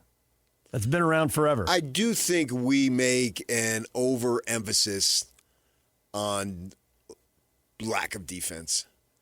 And it's not us. When I say us, I'm not talking media or fans. It's universal. They look at offense. What can you do? What are you offensively? In order to be a great player, you have to be prolific offensively. There's like maybe 2. 1, Bill Russell. That's it. There's nobody else. And Rodman, to a degree, but Rodman was a freak, so he drew attention to himself and his antics, and he had the blessed opportunity to play for the Bulls. Yay. Didn't need any offense out of him. Got Jordan and Pippen and Tony Kukoc. But we look at Rodman as this great defensive player, and he won 3 titles, right, with the Bulls. Well, so did Horace Grant. But no, Horace Grant doesn't get any run. True story. Didn't put on the show. Right. He wasn't running around doing nonsense. I got to go to Vegas. I got to clear my head. And cheap shotting guys and kicking cameramen in the groin. And, it's an endless list. And that's taking nothing away from Rodman. Rodman came off as this circus-like freak show, and then I watched a little documentary on him, and he spent intense time studying every guy and where they shot the ball. So he knew the percentages of where the rebounds were going to go if there was a miss based on who was shooting, where they were shooting from. So, he did take the time and put in the work to be that type of player. And he did somehow, despite all the bizarreness, end up with Jordan's trust and respect. And those are two things they know they needed him. Jordan gave begrudgingly. So, but you had to perform also. You had to be needed, and he was, and then B, you had to fill the role. And then at that point, Jordan had the wisdom, too. It wasn't in his early 20s. Yeah, let Dennis be Dennis, which you're right. 23, 24-year-old player, not likely to get that, but you get in your 30s, and you're like, okay, I see what we need. As long as he doesn't cross that line that I'm drawing way over there to give him tons of space, it'll be okay. So with that in mind, he did that. Dikembe Mutombo, that's another guy known for defense and not for offense. Sure, but I don't think anybody knows. Everybody thinks he's an all-time player. Oh, no, he's not an all-time player. He's a finger wagger. Yeah. That's how he got his recognition. But, obviously Gobert now in today's game. And there's plenty of guys, but they're not viewed as all-time guys. No, they're not. They're viewed as role guys. Ben Wallace was a role guy. He was a defensive guy. I mean, you're going all the way back. I think Hakeem, David Robinson, they were defensive players a year, and they scored a lot of points and won a lot of games. And obviously Bill Russell, that was a great shout. But it's a handful of guys. Yeah. A small handful. So the entire system demands that you focus heavily on the offensive end. And that's what's going to bring you the money. That's good. And once you have the money, if you're a decent enough person, which he appears to be certainly, you're going to get acclaim. And you're going to get commercials. You're going to get all the things that you want. And this kid's already been doing commercials. He did one in Shaq. They played it at the Marriott Center 100 times during the games. So I can't really blame him on that. And that's up to, remember one time we had on Pace, and he was talking about Gordon Hayward when Gordon Hayward was starting to ascend. And we were talking to him about Hayward's development. And he said, I remember him saying specifically, there's a spot on the floor. It was like the right elbow somewhere over there. And he says, if you're open, you have to take that shot every single time because that's what you can do in this league. And so when you are doing something that you're very capable of doing, you have to do it and do it. And then he said, if the coach doesn't like that shot, then he can take you out. So the point I'm making is AJ Dybantsa played the way he played. Well, if the coach didn't like it, Kevin Young could have taken him out. But he hardly ever did. Well, there goes 80% of the offense. He can't take him out. Yeah. And maybe Kevin said, hey, coast a little bit on that side because I really need you. And when we got all these guys down, you got to play the full 40 minutes. And you are going to be the focus of the defensive assignments of everybody, not just the guy who's guarding you or the one who may double team, but literally all 5 dudes are going to be aware of what you're doing at all times. That's got to zap some energy out of you. Greg says, nah, he's young, and young kids say stuff. Nothing to see here. And I actually think there's something to that. I know it's a bit of an excuse, it is, but we always said, because we've seen that Dybantsa always seemed to say the right thing in the right moment. And it was amazing how good he was. Right. Even before he was playing there, and then he was playing. So here's one quote. I think if you go back and if he just redid the word super lazy, he can make the point without saying the... He knew exactly what he was saying. He's only young chronologically. Interview-wise, he's a grizzled veteran. He has been interviewed on national levels that you would have to be the elite player who's 30 years old to get to that point. In studio, sitting across from Stephen A. Smith. Yeah, right. Everybody else does it at their gym. No, he literally goes on national television and does it. And so, and the way he handled it, well, what about why can't I do that at BYU? Blah, blah, blah. Everything that Smitty had for him, he just threw right back. He volleyed back. He came to the net and returned it. Right. Yes. So I don't buy that he's young interview-wise. He's certainly young man. But he's not perfect. No one is. Right. You need to say that. So the super lazy. No. Not the perfect response. But it was his response. There is no such thing as a perfect response. Only Jesus and John Stockton did them. That's it. And then John, depending on what your political allies are and but you were just sticking to basketball. Yeah. Yeah. I mean, he may have, if some opinion got off the track a little bit here lately, but more power to him. It was fun to see him open up. Even if that's the thing. I don't care whether I agree with you or not. I support your right to say what you want to say. And don't ignore me. Say something. Whether I agree with Stockton, I got a kick out of him all of a sudden appearing everywhere. Better than him ducking out the back door and saying nothing and ignoring Jazz fans for years. Yeah. Right. He's on another podcast. Who cares what I remember you coming in the morning. He's on another podcast. Yeah. I found that fascinating. That he thought this was a subject that I need to talk about and talk about often. Anybody want to talk to me? Wait, who are you and what have you done with John Stockton? I saw him at Smith's the other day pulling out, had a sign, available for interviews.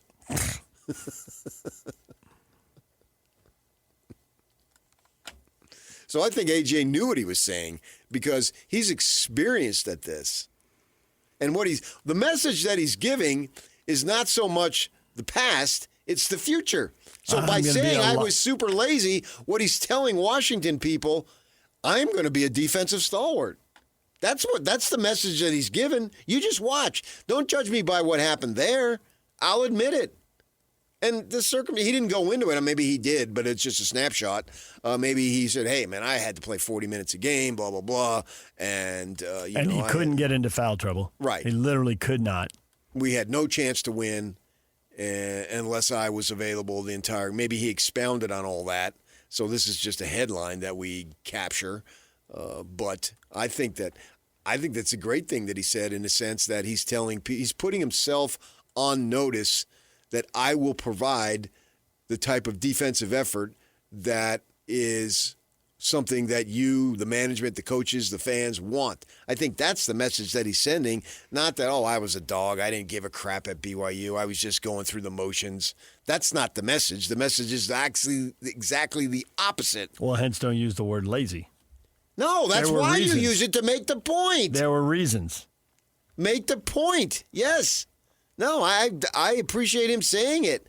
And if I'm a Washington, anything associated even casually, I'm glad he said it, because now he's putting himself on notice. And you can't do that. It's like Darren Peterson coming out and saying, "Oh, I want to play all 82. Okay, what you're saying is, hey, I'm going to go Bruno Mars. Don't believe me, just watch. Don't believe me, just watch. Don't believe me, just watch. That's what I'm doing. You know how I always say I could see that coming? I couldn't see that coming. Neither did I. That was Bruno Mars out of deep left field. Yeah. So that's what he's saying. And now with Peterson knows if it's game 16 and all of a sudden the team comes running out and he's sitting there on the bench and he's not in his uniform, he knows the whispers, right? And if it's 2 or 3 games, in the first 25 games, if he sits out multiple games, it's going to be, He knows it. So he goes out and says that. It's the same thing with Dybantsa here. And Peterson's case is more serious, obviously, but he's saying that I will be a defender. Just watch. Wait, you'll see. Don't judge me by that over there. That's a funny thing. This whole system's out of whack, and they've got to recruit these 4- and 5-star kids. Blah blah blah blah blah blah blah, and they're just there for a cup of coffee, and they're gone. And those teams rarely win anything, or rarely win at all. Maybe they do win stuff, but they rarely win at all, and then they're gone. And it's just like a footnote. Cooper Flagg, good player, great player, 1 year, Duke. They got to the Final Four. Got to the Final Four. And then the very next year, they're loaded with multiple picks, as they were with Cooper, and they're loaded with multiple picks again, and they're out in the Elite Eight in a dramatic game. Yeah, but it's a constant reset at Duke, just constant. It's crazy in that way, then that's the system. And Cooper Flagg, nobody cares what he did at Duke. And especially even Duke fans, because they got 100 of them come rolling through all the time. It's like Roger Reed said years ago about Chris Burgess. They got 5, 6, 7 Chris Burgesses. He comes here, I stay awake at night thinking of drawing up plays for him. But you go over there, and you're just another guy. Yeah. I mean, this is an assembly line of dudes who do that. At BYU, we make a big deal because there isn't an assembly line. We'll see if Kevin Young makes it an assembly line.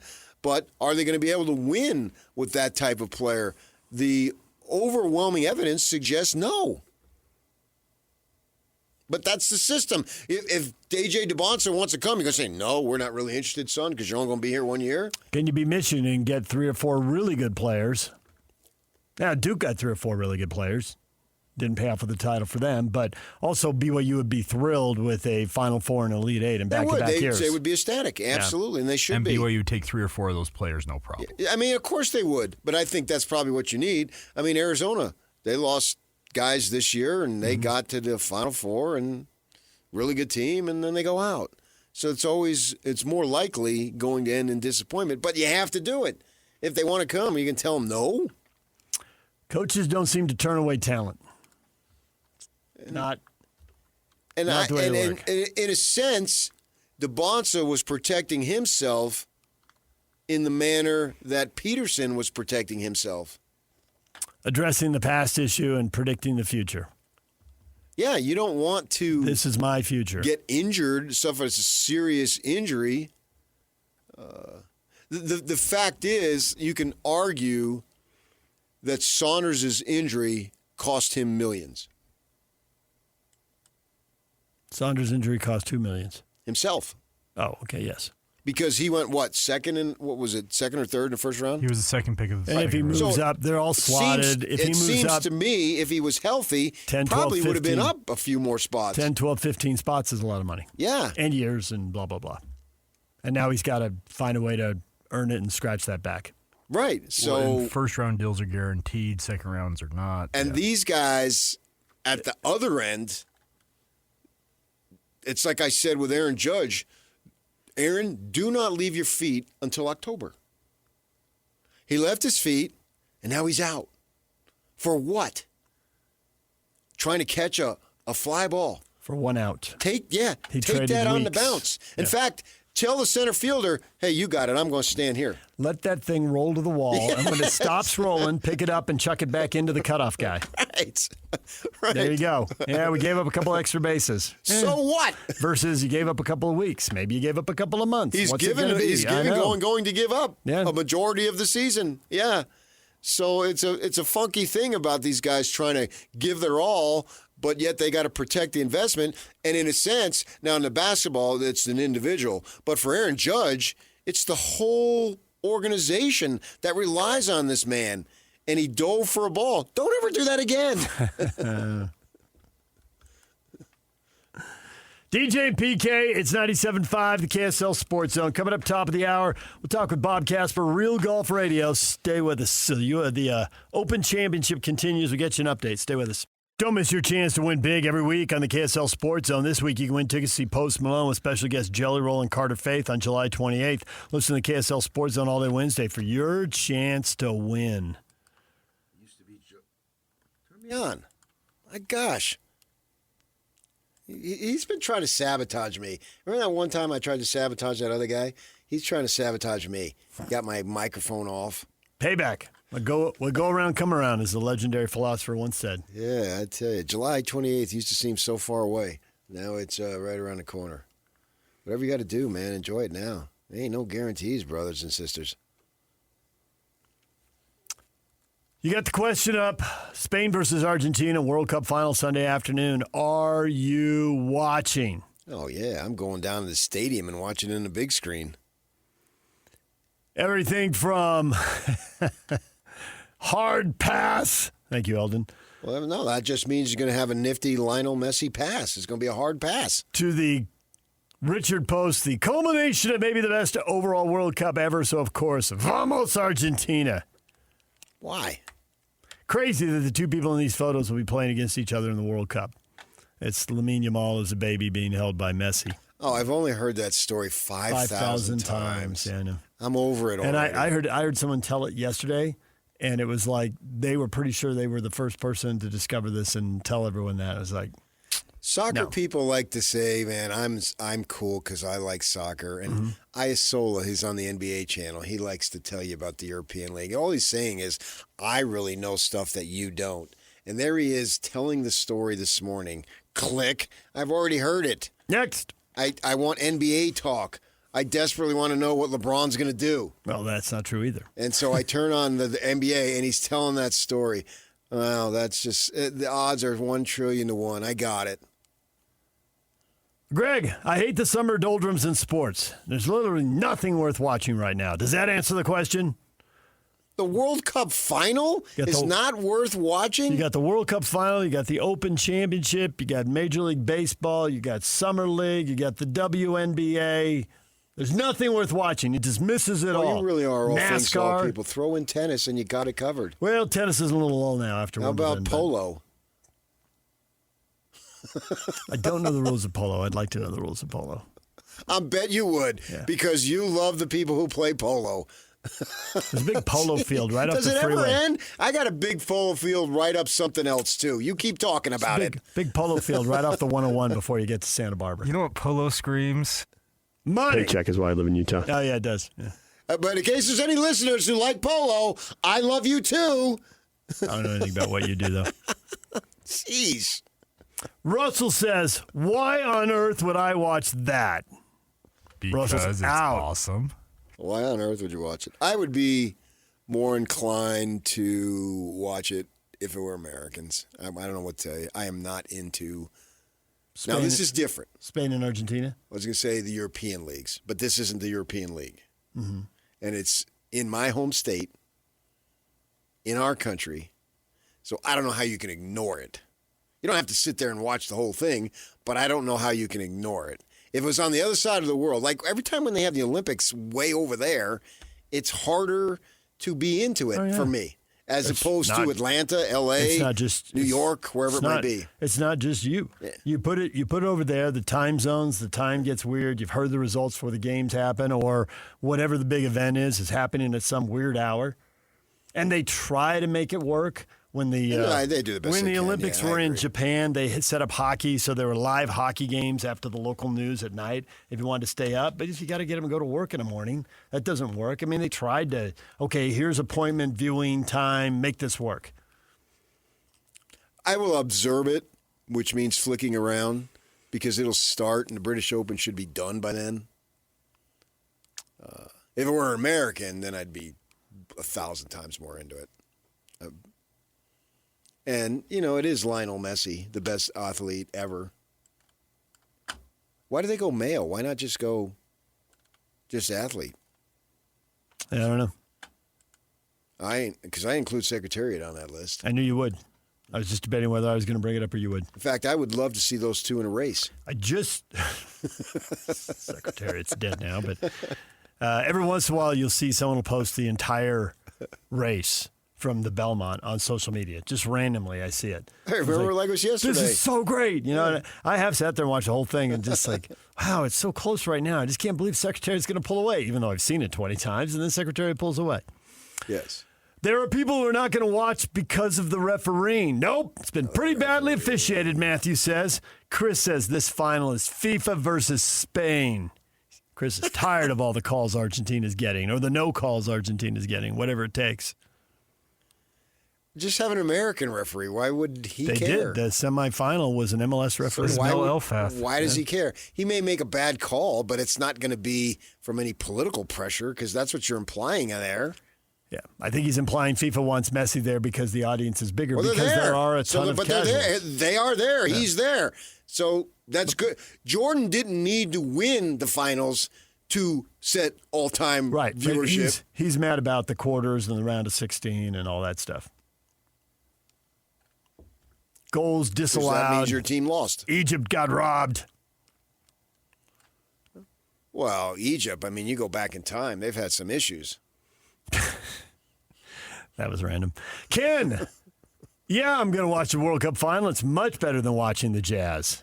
Well, Jazz aren't playing. Catching strays. Jazz are all done. It's July. Last game tonight for the Jazz Summer League. The Jazz. It's all done. Any random game in January? You got me there versus the World Cup final? Sure, there's a little different level of importance there. How about Jazz in the finals then? Well, it changes tune in a hurry. Yes, that would be some must-see TV in Utah. The ratings would be off the charts. Viewership would be peaking. The soccer stadium ought to have that on the big screen and have parties. Oh, yeah, absolutely. Everybody should. Find a way to put that on the screen. Brian, heck yeah, I got bags of money on Argentina. 2 soccer balls. Well, I assume you can bet on that. Can you bet on everything else? Everything else, yeah, right? Yeah. The golfers have been talking about how they hear it now from the crowds way more about the gambling. Yeah. That barn door has been flung wide open to the possible highest level, and then it's never going back. Does not seem like there's any chance that would happen. He's not a pro. Did you see Jerry Rice chase down the heckler at the Accenture deal? Yeah. Yeah. Jerry's still competitive. Oh, yeah. And why in the world would you go to an amateur golf tournament, say amateur celebrities, I understand that, on a beautiful day in Tahoe, they do it every year. I'm going to start yelling at people. And heckle Jerry Rice. Yeah. If it's something in good-natured, But Jerry Rice is not a professional golfer. I don't care if he plays it 36 holes a day. He's not a professional golfer. In fact, he's probably pretty good, my guess would be. But he's still not a professional golfer. And why would you do that is beyond me. I've heard Pablo talk about people who gamble on soccer, and it completely befuddles him. The sport is so unpredictable. Goals are so hard to come by, and just one changes everything. But it's the thrill of victory, man, and then you start doing it, and then we know it can get serious, and you start trying to offset. That is literally one of the major reasons why I left NAU. There's a lot of gambling at NAU. Where I was in my time, in my dorms, yes, and it was getting out of control, and I said to myself, you're not going to graduate if you stay here. And I literally left. And that is a major reason. So it is serious. Pablo's going to join us at 9 o'clock. David Locke at 8:30. Bob Casper on the Open Championship. Some low scores being posted. What else is possible? We will talk with Bob next. Stay with us. Bob Casper's appearance this morning brought to you by Mountain America Credit Union, Mountainland Supply, Black Doors at Resort, Hoops Vision, and You Win a Golf. Bob Casper, good morning. This is where you say good morning, David. I can't hear him. Good morning, Patrick. I can't hear him. Am I really losing my hearing? You guys are trying to do this. You're just trying to make me dizzy. This is a Yacht thing right here. It's a Yacht thing? Bob's right there. I see him. He's ready to go. Can you wave to him? Hey, Bob.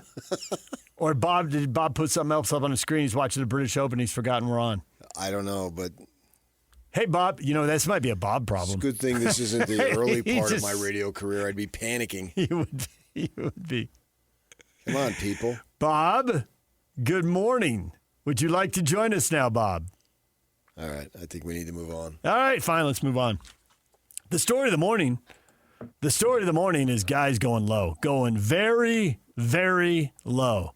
Lucas Herbert with a 62. Sam Burns with a 62. They are flying up the leaderboard. Bob, as long as the weather stays this way, should we expect some more low 60s?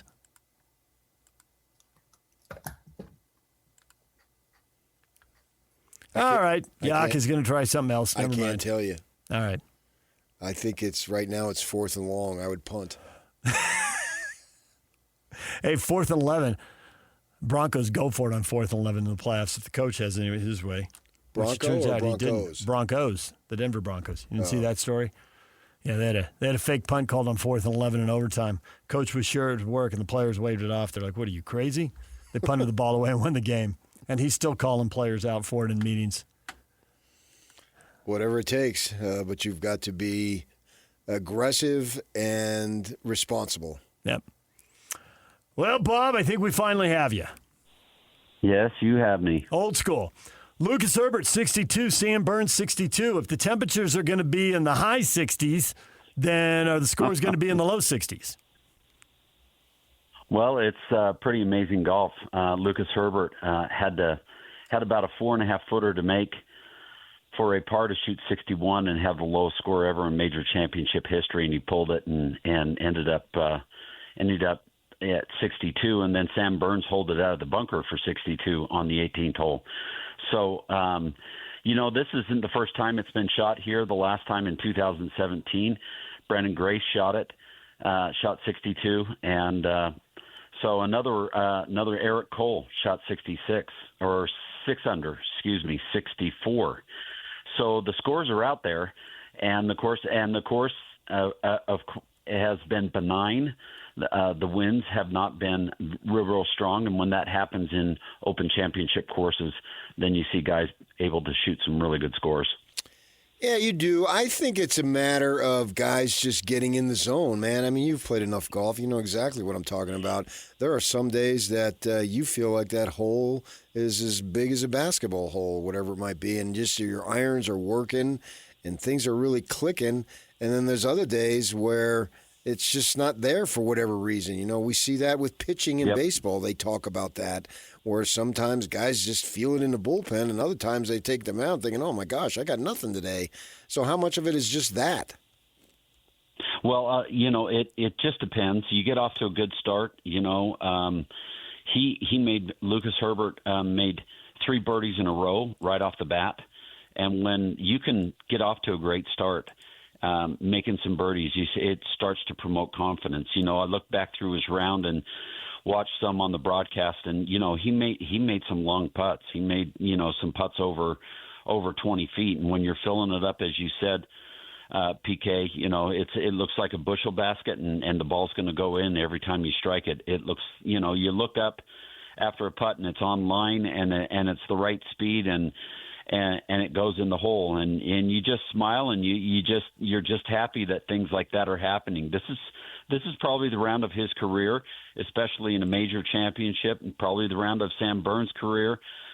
They were pretty happy when they got done on the broadcast, talking about their round and talking about all the putts that they made.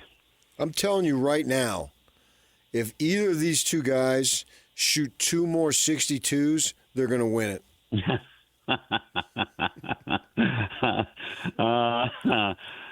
Yeah, you're 2 more 62s. Yeah, they are definitely going to win. Some rock solid analysis right there. Genius level contribution. Oh yeah.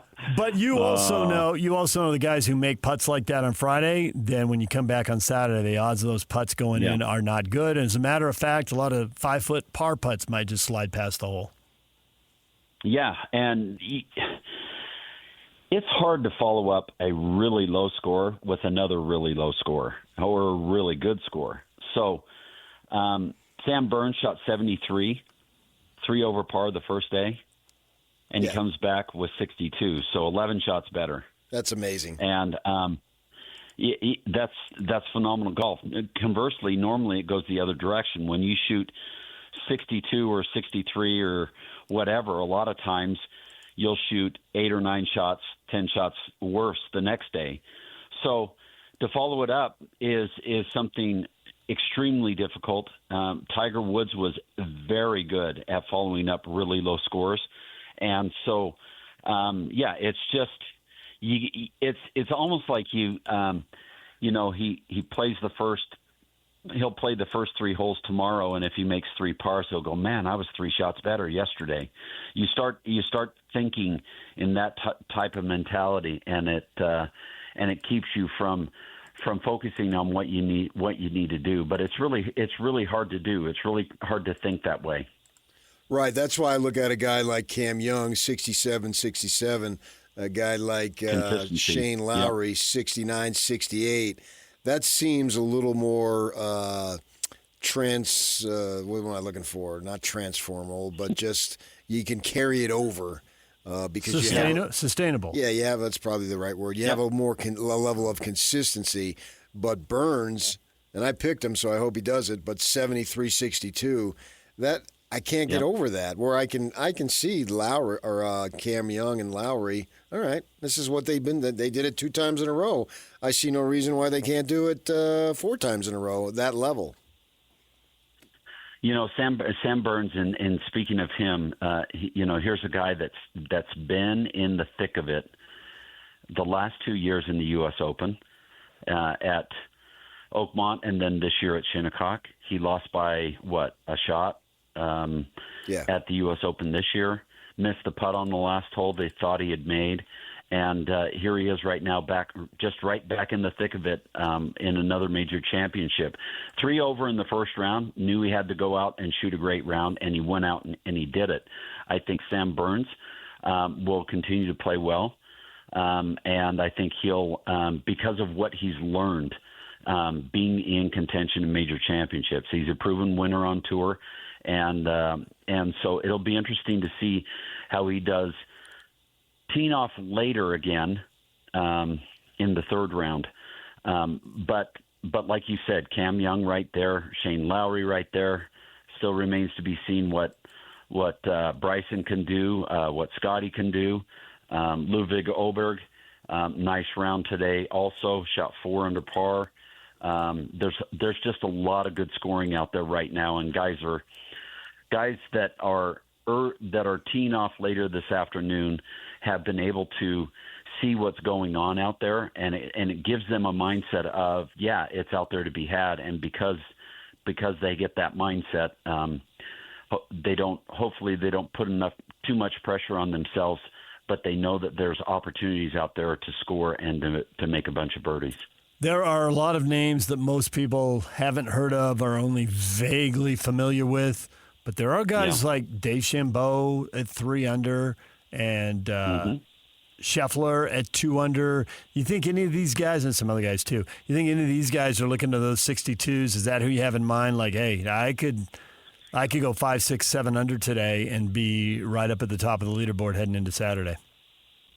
Well, I think all these guys, they see what's happened and they now put a score in their mind. And if I can get to this point, if I can shoot 4 under, 5 under, get back in the mix of this thing and get maybe a shot or so back, then I'm right in the mix for it for Saturday and Sunday. Then they go out and they start to perform, and if they make a few birdies and they get close to that point, then it's like, okay, now I've got to readjust and set my sights on getting a couple more coming in, that kind of thing. It's almost constantly like a mental game. You want to get out, you want to get off to a good start, and then you start to get going and get going well, and it's like, okay, I want to play these next 3 holes in 1 under par, or I want to play this hole, I want to make a birdie here, or I want to play the next 5 holes in 2 under par. And you start to do things that will help you to focus mentally on what you're doing to help you get in the clubhouse in the lowest score possible. But they'll reset their what they're trying to do, what their goal is for the day, and then they'll go out and they'll make it happen. And they don't limit themselves by that goal, but it gives them something to shoot for and something to, if they're able to reach it, to then readjust and realign and try to get better. A lot of talk watching after the first round. The phrase "playing with fire" with DeChambeau with the driver. What do you think? He only hit 4 fairways. Conversely, Scotty Scheffler only missed 1 fairway, so he hit 13 fairways. The conditions of the golf course are such that if he drives the ball straight, he's going to have a lot of advantage by hitting it further. But having only hit 4 fairways yesterday, he got a lot of good breaks as far as where his ball may have ended up and where the shots that he was able to hit. So you kind of keep poking that bear, and you're gonna have some problems at some point. And so I think he's got to be more, I don't know, maybe conservative a little bit. And conservative for him is still way longer than a lot of people. Way longer. He even said in his interview yesterday after he finished his round and he shot 3 under par, he said playing with Scotty Scheffler, it was amazing for him to see how consistent he is and how flush he hits the ball and how well he drives the ball. And he said, I've got to do a lot better work on my driver and my 3-wood. After seeing Scotty Scheffler hit it, he was able to kind of look and see how his game measured up to the number 1 player in the world. So it'll be interesting to see for him if he just keeps going with the big guns or if he decides he's going to play a little bit more conservative today. Is the wind going to pick up at all over the course of the day? Because that's the one thing that could mess up this whole conversation we've just had. Yeah, the wind is kind of around 10 miles an hour, 5 to 10 miles an hour. It's pretty consistent. It doesn't look like there's going to be a big storm or anything move in. The weather's still warm. It's in the mid to high 70s over there right now, and because of that, and there not being a lot of strong wind, it just becomes easier to maneuver because you're able to see that it's consistent and it's not giving big gusts that can buffet you when you're putting, that can buffet you when you're in your swing or once the ball's in the air. Well, Bob, I'd like to thank you for stepping up and taking that first pick and taking Justin Rose and saving me from myself. I definitely would have done it. You're very welcome. I'm glad you were there to take one for the team. That's a shot, Bob. I mean, you team. get all crazy when I do it, and he takes a shot at you right now. That's not really a shot, PK. Of course it isn't. You said it. I agree. It's more the irony, because I would have run right to Justin Rose. He was going to be the second-round pick. I'd have snapped him up if you'd have left him there. And then go figure. If Justin Rose goes out and if he goes out and shoots 62, then he's at 2 under par. So that's all it takes. Can always happen. That's all it takes. That's all it takes. If he shoots 62 every day the rest of the tournament. Hey, if he shoots 62 every day the rest of the tournament, he's going to win. 3 more 62s. I like his chances. But that's right. Finally see my way. Call it right here, right now. Oh, boy. 19 under. It was an unbelievable story. Yeah, he just toyed with the crowd the first day. He'd probably still lose by at least 5 or 6 if the other guy shot 62 as well. Yeah, right. Yeah, well, 62 is the number, man. Well, Bob, thanks for a few minutes. We appreciate it. Enjoy the golf this weekend. All right, guys. Take care. All right, there's Bob Casper, Real Golf Radio. Lucas Herbert, 8 under. Cameron Young and Jackson Suber are 6 under. Sam Burns and Sung J M 5 under, with Burns and Herbert carding those 62s.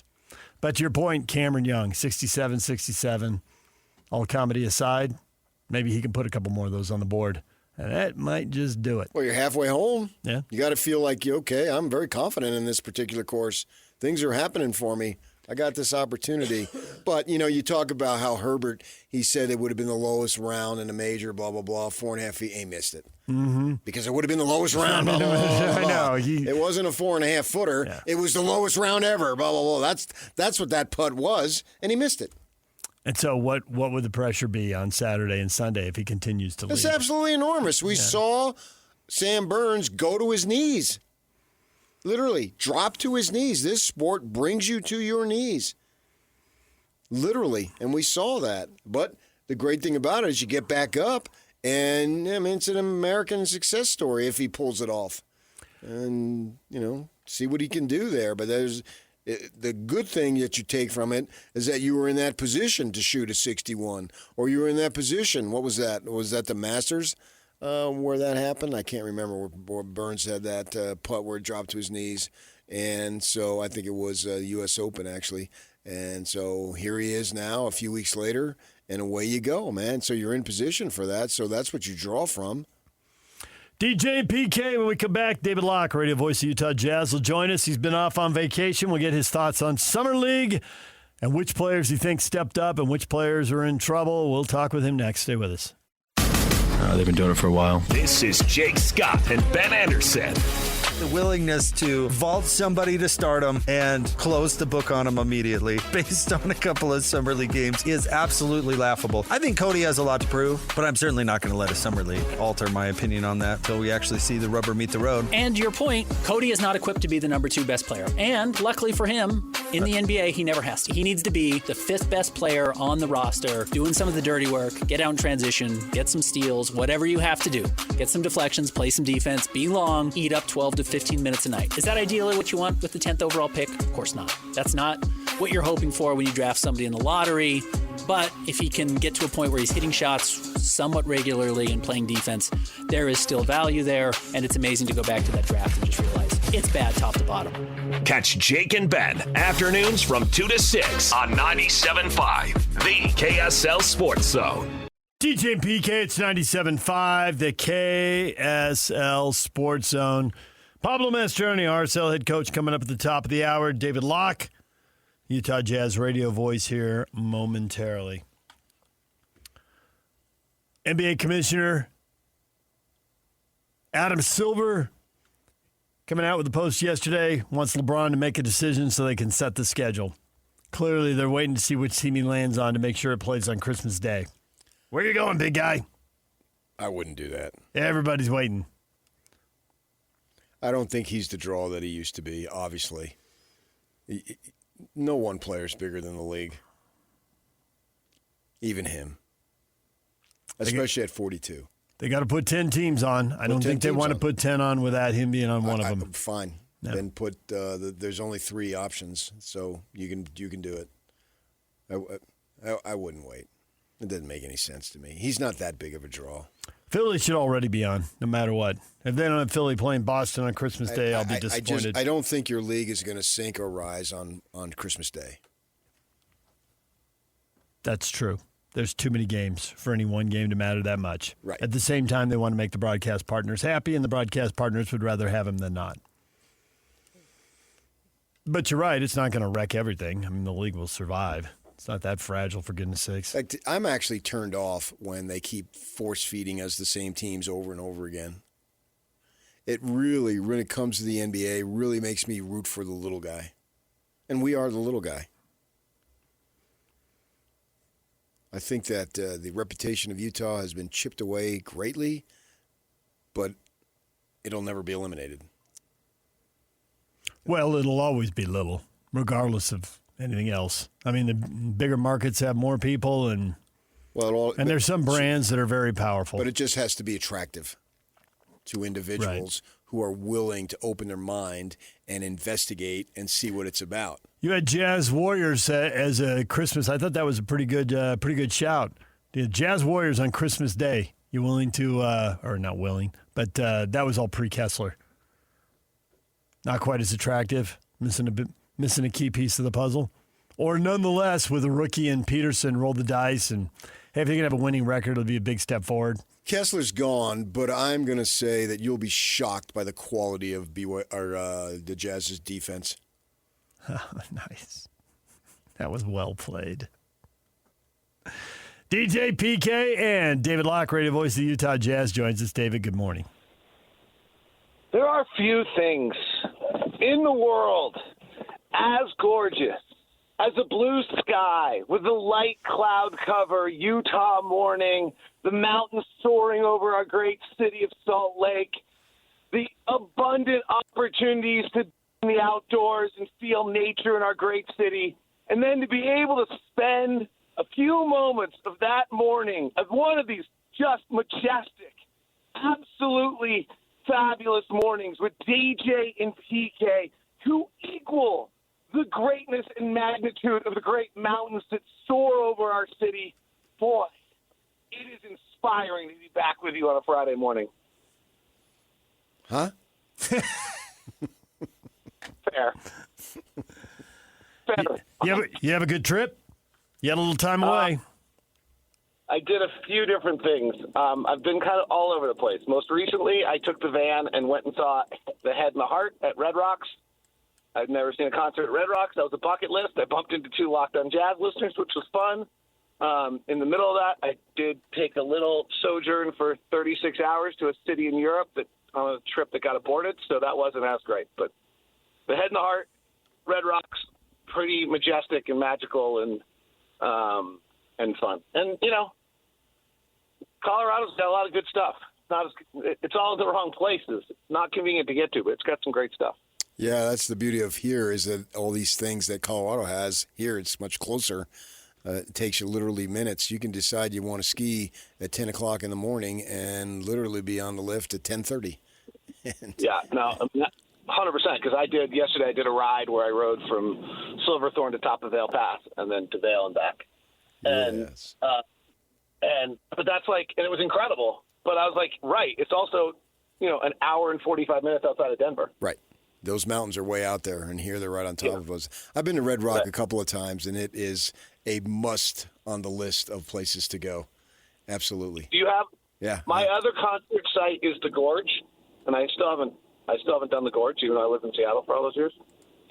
Have you been there? No. And grossly underrated is Tuacahn. Oh, really? Interesting. Oh. Yes, Tuacahn. I went and saw the band America there several years ago, and the one guy, Jerry Beckley, there's 2 guys now, they've been doing it for 50 years, and he said, this amphitheater is as good as any we've played, and he said, I ought to know because I've played them all. That's good. I don't, we're just chatting now.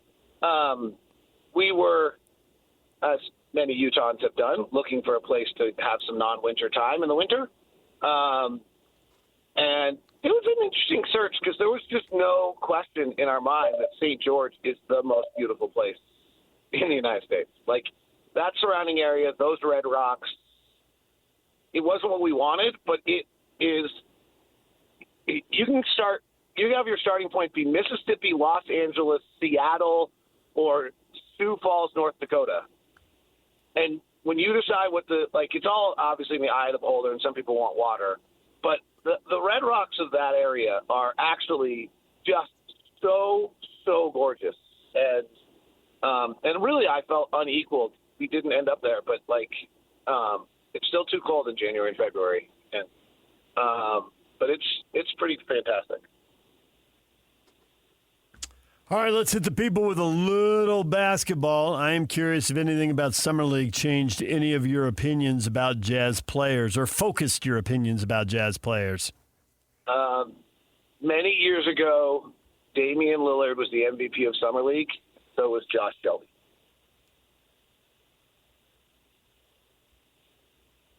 Did I lose you?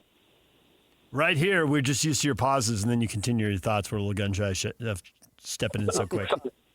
Well, you got to deal with me. And we've only worked together for 26 years. I don't know why you can't figure out my patterns. We are. We thought you'd jump back in with a salient point. We were waiting for the genius. He made the point. I mean, I think Summer League is one of the greatest marketing things in the world. And I think Summer League is like literally summer camp for NBA fans. If you have a chance to go, you should go. It's amazing. From an NBA personnel standpoint or someone who's in the league, it's literally summer camp. Like, it's so fun. You go down there for 3 days and you see everybody you've known for 30 years. It's like the best. I watched a game where the Utah Jazz played the Washington Wizards in Summer League, and Trey Lyles shot 30 times for Utah, and Kelly Oubre shot 30 times for Washington. It was not only one of the most disgusting games I've ever seen, but it was like, what are we doing? Neither of these guys is ever going to shoot 30 times. In fact, the problem with both of these guys is that they want to shoot 30 times and that they won't assimilate into being an NBA player who fits into the mold of the 11 other guys that play with them. And they're both ungodly selfish. And we're just accentuating all of the things that are wrong with them. And sure enough, both of them got traded from their original teams because they wouldn't stop shooting and they wouldn't play a team game. And sure enough, after 6 or 7 years of having their heads beaten in about the fact that they're just a rotation player in the NBA, they both figured it out, and both of them ended up with like 12 or 13-year careers. Trey Lyles back in the league this year after a year in Europe, and Kelly Oubre's kind of turned into a nice player. But Summer League is just a wonderful marketing experience, a super fan experience, and for those of us in the NBA, summer camp. But from a basketball standpoint, I think it's useless.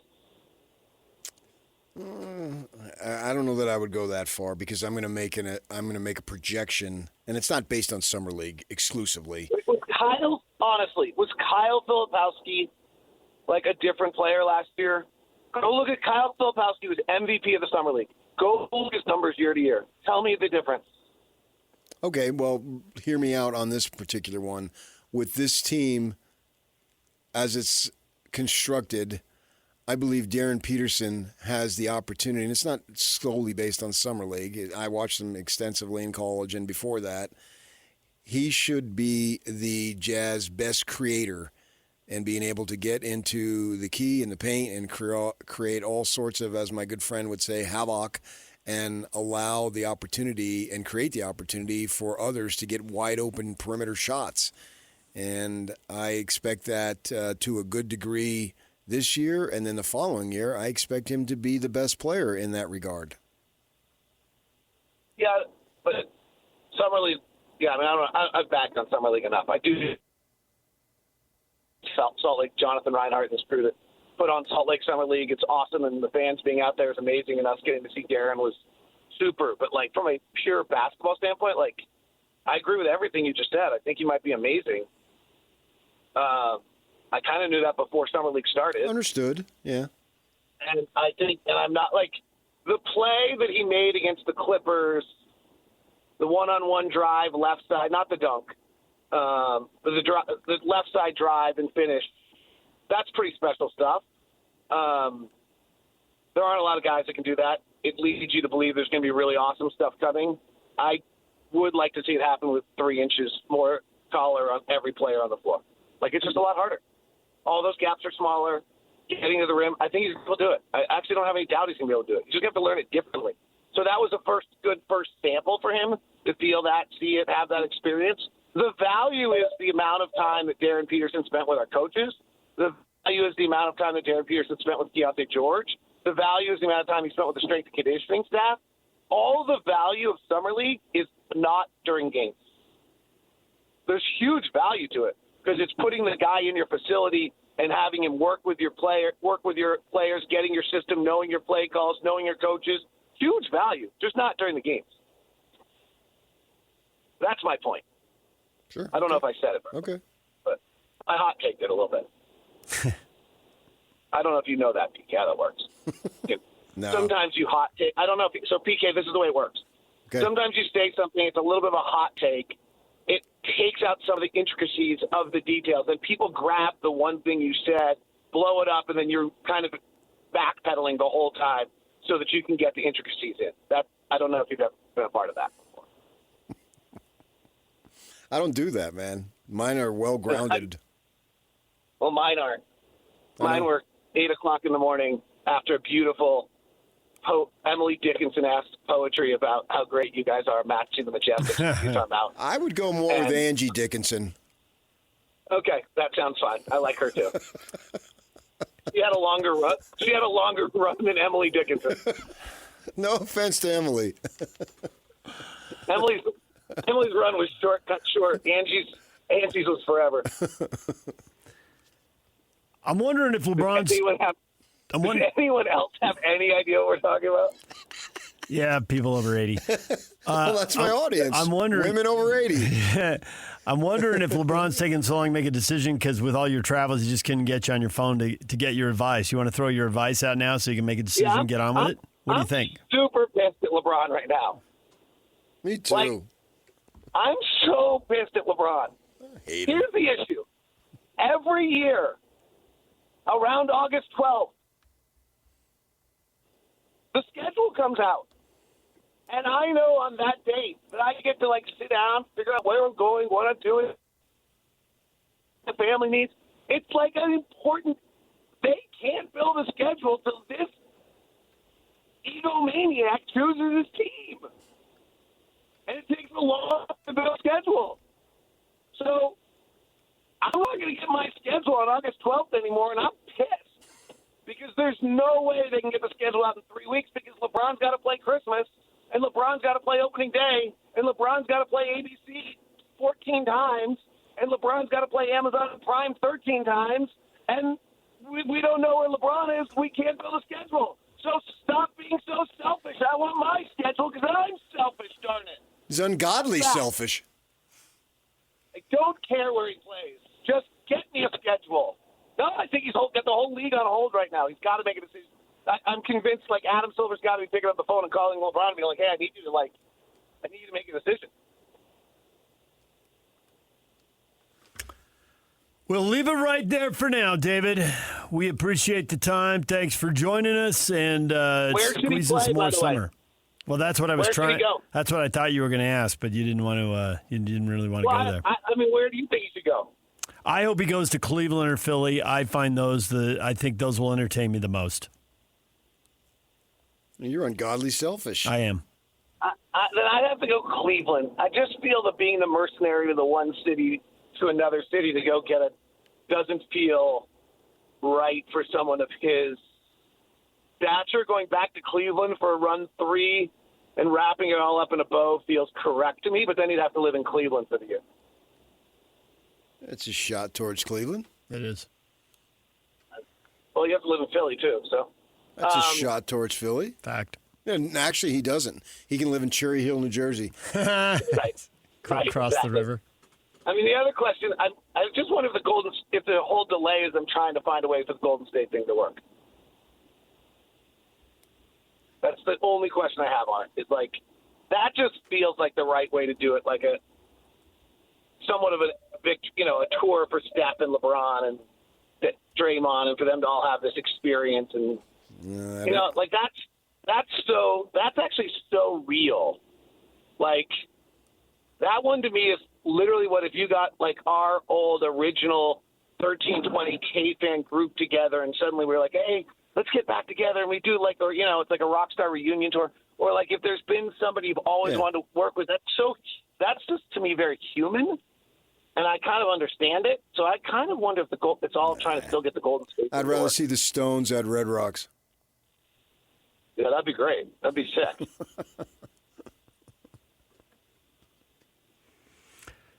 David, I can tell you the time I saw the Stones, but DJ wants to finish the show. No, go ahead. Tell me about the Stones. Saw the Stones in living color and Guns N' Roses at the L.A. Coliseum at the peak of Axl Rose.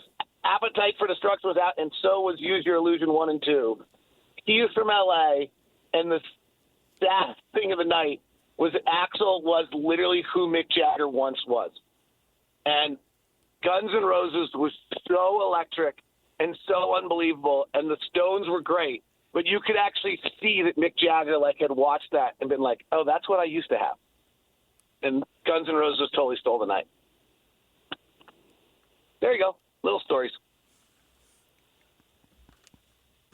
Thank you, David. David. Again, DJ. Another one. Golly, David. Oh, man. You're doing it on purpose now. This doesn't even count. David I Locke. wouldn't do that. David Locke, radio voice of the Utah Jazz, joining us for the last time before he goes away on a big old gigantic pause to see the Stones in Denver. There, we tied it all together. Thanks, David. Yeah. Pablo Mastroeni coming up top of the hour. We'll take a break. DJ and PK, it's 97.5, the KSL Sports Zone. 3, 2, 1. This is Scotty G and Coach Tim LeComb. Nobody cares about the score. Washington did beat the Jazz 92-88. AJ Dybantsa, his first game in Summer League, had some moments. Darren Peterson still put up the points, but not quite at the level and quite the efficiency that we saw in the 2 games in Salt Lake City. So everybody out there is like, oh, AJ won that head-to-head battle. You've got to remove loyalty, which is hard to do. And I think in this case, there's a lot of people that are torn in this valley because, one guy, AJ, played here locally, and then obviously Darren being picked. So I just actually sat back like a coach would sit back, and I watched it. And I think what AJ showed is what AJ can do. Basically, on one end, AJ was kind of being AJ, and on the other end, Washington was hell-bent on not even letting him get a catch. Catch Scotty G and Coach weekdays from 10 to 2. Presented by Mountain Land Supply on 97.5, the KSL Sports Zone. Time for the Minky Couture blanket giveaway. Caller 12 at 801-575-ZONE will win a Lush Flag blanket celebrating America's 250th birthday. Simple, classic, and incredibly soft. The Lush Patriotic Flag blanket is perfect for celebrating the season in comfort. This plush patriotic design is available in one size and makes a cozy addition to summer gatherings, holiday decor, or everyday lounging. Sized to match a standard American flag, it includes an exclusive America 250 Minky Couture label created to commemorate the nation's semi-quincentennial celebration. Caller 12 right now, 801-575-ZONE. You win the Lush Flag blanket. Not a semi-celebration for me. It's a yearly, if not monthly celebration. I'm proud to live in this country. I'm proud to live in this state. I live here because I want to live here. It ain't no freaking money or job. I would choose to live here irregardless. I've lived in Utah too long. I don't know what to tell you. Yeah. What'd you say, DJ? Nothing. I've lived in Utah too long. I don't know what to tell you. I'm David Locke talking over myself. Paycheck is why I live in Utah. There you go.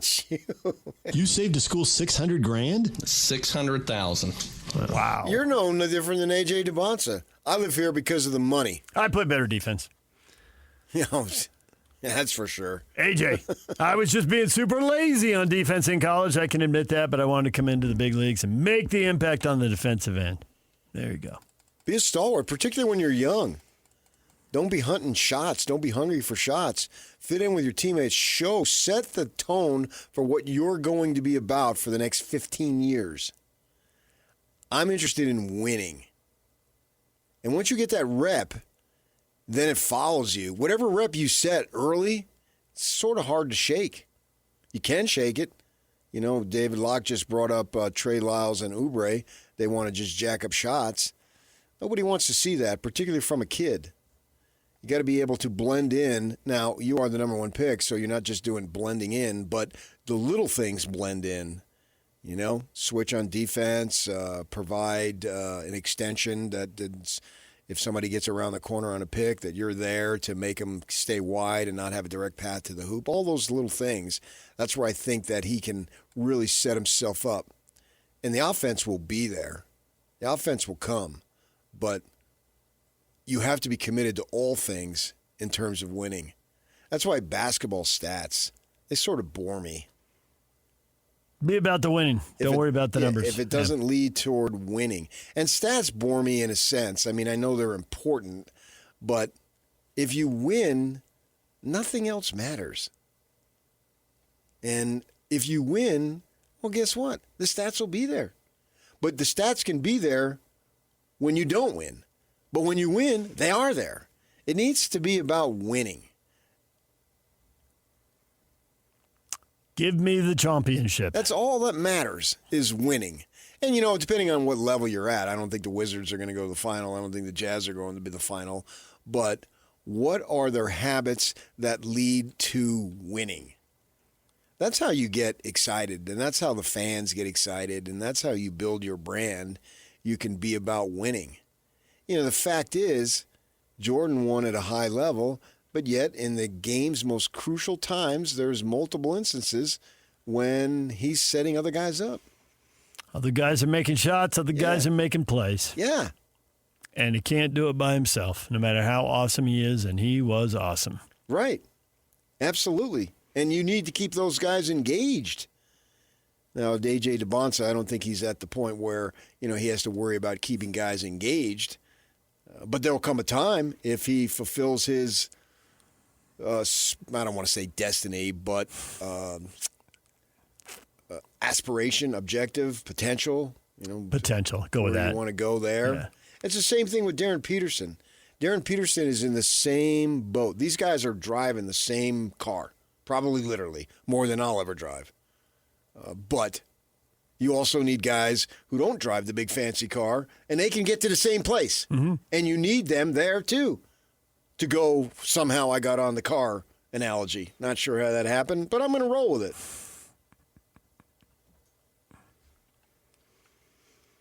That's what winning's about. And the Wizards and the Jazz, as they dropped games on purpose and tanked, were terrible defensively. And you look at the teams that played the best defense, that had the best opponent's field goal percentage. The number Majerus always looked at in the box score immediately. Before he took a deeper dive, he would go beyond the stats and break down individual possessions and all that. Sitting next to him as he did that. But real quick, first impression off the game. That's what he checked. And I look at the NBA, the top 5 teams, and actually 6 because there were 2 teams right at 46.0. Knicks, who won it all, were tied for 5th with the Rockets at 46%. The Spurs were 4th at 45.1%, and the Thunder led the way at 43.7%. 2 and 3 were Boston and Detroit. Be a good defensive team, be a really good team, put yourself in the mix, give yourself a chance.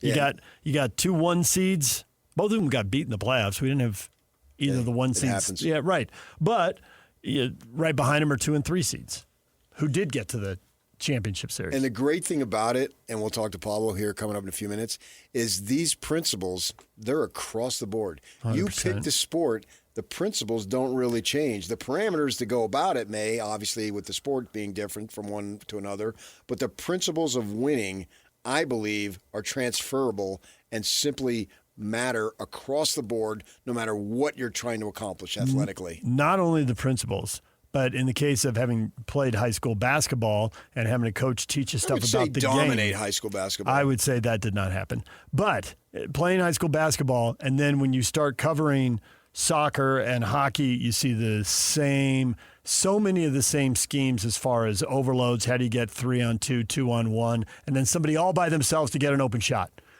There are so many parallels. Now, you go to baseball, a lot of the stuff still applies. Obviously, different with the hand-eye coordination and a pitcher and a batter. So, but still, if you say pitching and defense, what wins? That's kind of what you're saying. Pitching and defense. The defense is very different than the NHL, but it's still defense. And everybody knows that you locked up Carl Durrell that one time.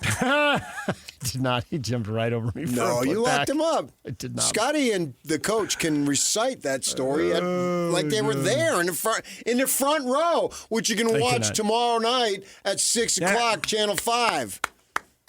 When we come back, Pablo Mastroeni, RSL head coach, next. Stay with us.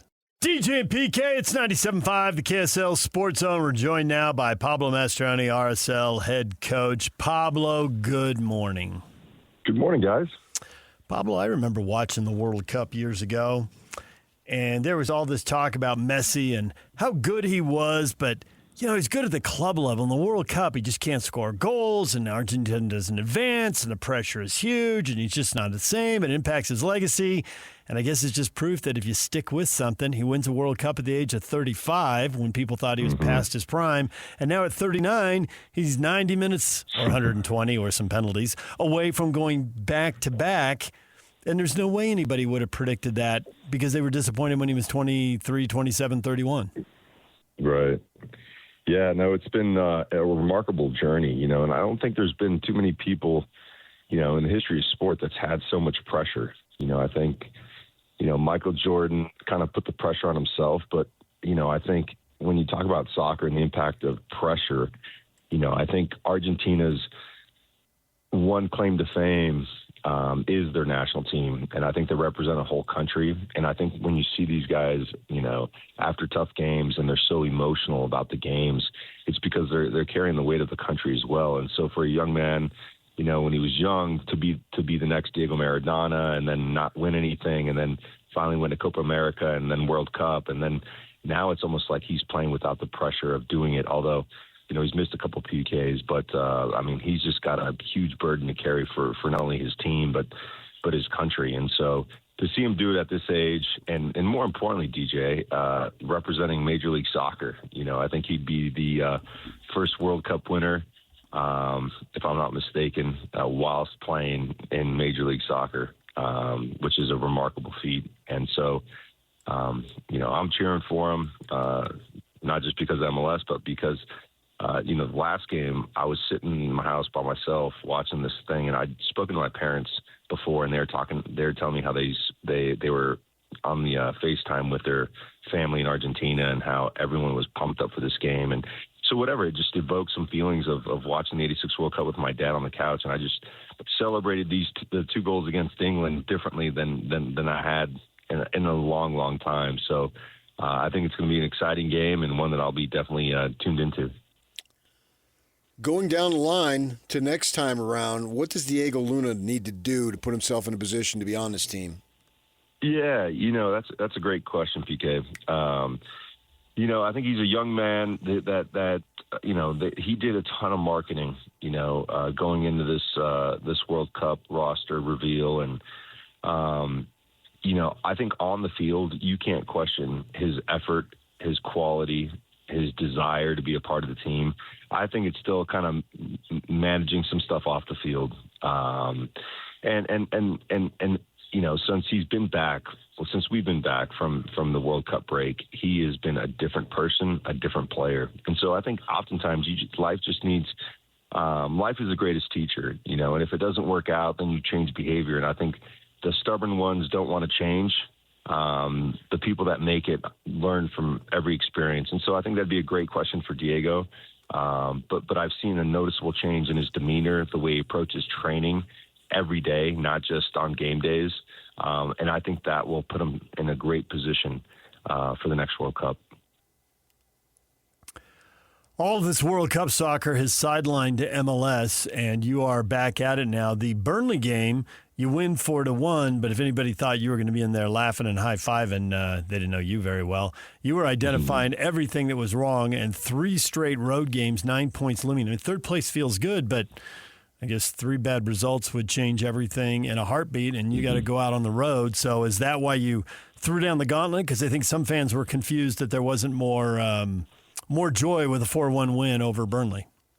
Yeah, no, I think, again, the guys have been playing top level, right? We played against Nashville, had a really good performance, went to Minnesota, had a really good performance, Burnley. But again, DJ, I think, and the video I've prepared for tomorrow, our recap, shows just moments in games. I have it paused, and we have a Burnley player with the ball, and there's two guys open in the middle of the field.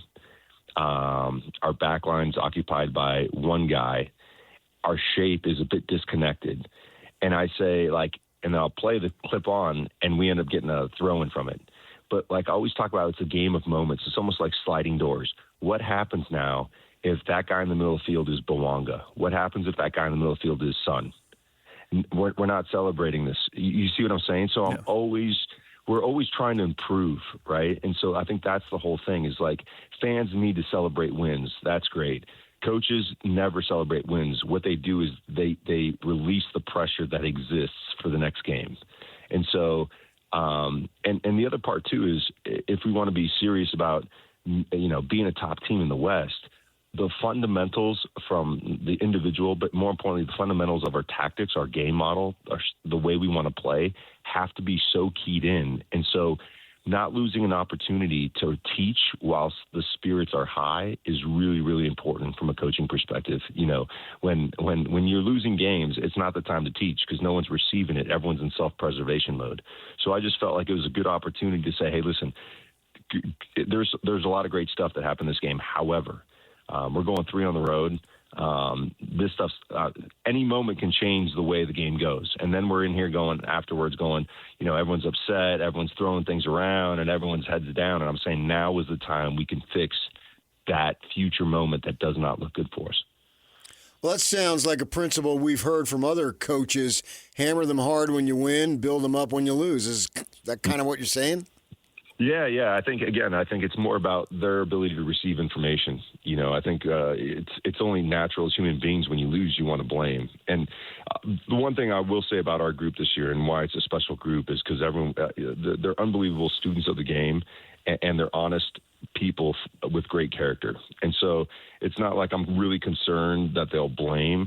I just feel like as a human being, when you're in a good way, and you get hit with a little bit of some constructive criticism, it's also humbling as well. And I think to be a top team, you got to know that what people are saying about you outside, the media, the fans, whatever, you're never as good as what they say, and you're never as bad as what they say. You're somewhere in between. And so I think it's a good opportunity to kind of to set expectations. Like, listen, we need to improve every game, whether we win 4-1 or not. Because we know, and I always say this after games, is that soccer is a game of moments.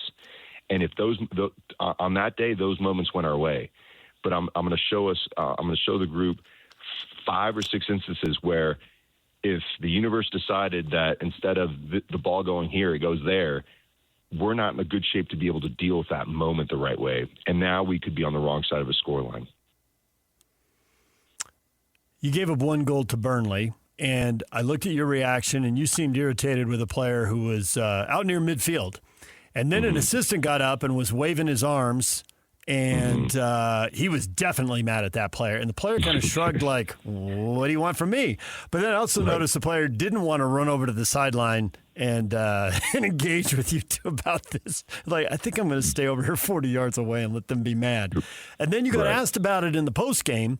And a post-game, the answer seemed to relate to a totally different player. So I don't know if I missed something, or I don't know if that just goes to, hey, these free-flowing sports are interconnected, and player A impacts player B, and player B impacts player C, and the ankle bone's connected to the knee bone, and it all comes together. What happened on the 1 goal that irritated everybody? Well, again, I think it's these moments, right, DJ? And again, if you would have said if we lost the ball, and they didn't score, you wouldn't really show that on the video, right? It's a kind of a moot. What are you going to get out of that, right?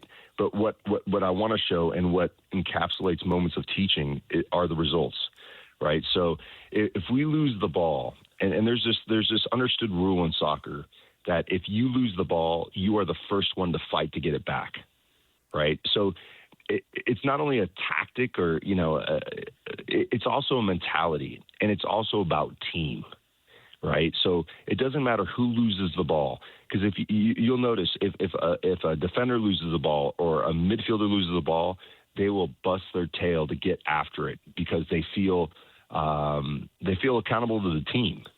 Oftentimes attacking players, because they're in positions of creativity and these kind of things, they say, "Oh, those guys will do it."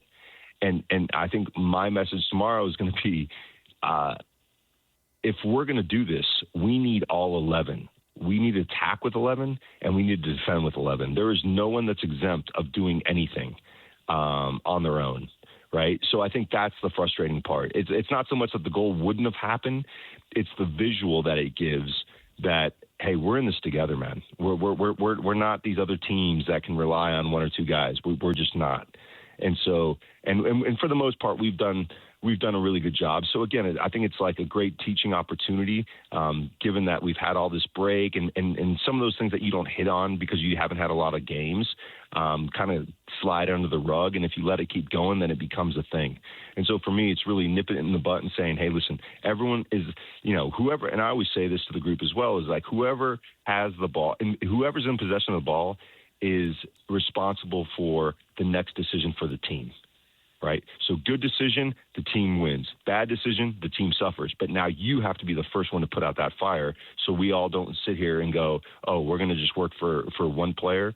So I think that's a really important aspect of who we are, and to make sure that we set expectations tomorrow. You spoke of your parents. You still have most of your extended family living down there in Argentina? Yeah, most of my extended family is still down there. Yeah, it's and the way they talk about the World Cup is different than any conversation you'd have with anyone in the States about the World Cup. I mean, these guys, they literally plan. They literally plan the day of the game like as if it was a wedding. They're like, all right, we're going to have the barbecue at said time. Everyone's going to come over. The tables are all set up. The pig is roasting on the barbecue in the back. I mean, it's like a Super Bowl event every weekend. I think that's a good way of explaining it. It's not just a party like, hey, come over and we'll watch the game. It's not like that at all. So they get so excited, and it's just, it's fun for me to see, to hear my dad kind of relive those moments he had as a kid. And, the 78 World Cup for him was something that he talks about all the time, is one where Diego Maradona was on the cusp, and they ended up winning it in Argentina. And he talks about it. And when he talks about it, it's just, it elicits such passion in his voice. And so talking to him before the game the other day, it was kind of bringing me back when I watched my first World Cup in 86 with him. And I think that was really the moment that I understood that soccer was more than just a game. It was a way of life. It brought family together. It was a celebration of all things that are great. Sweet.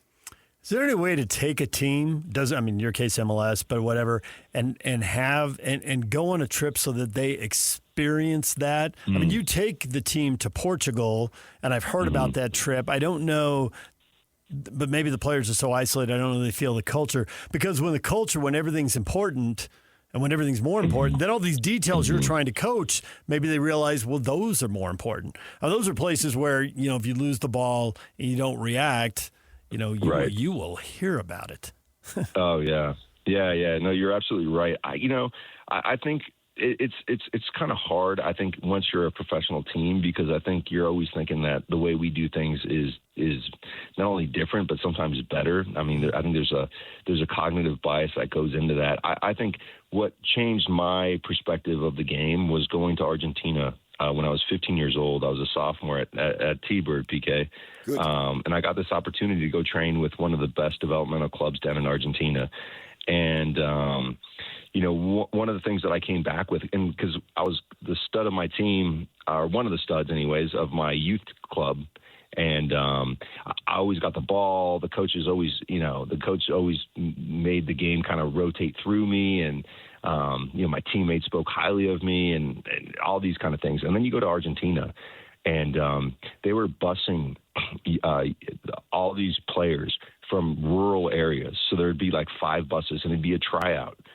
And a lot of these players were poor and had sandals on their feet, and they used laces to wrap the sandals around their ankles.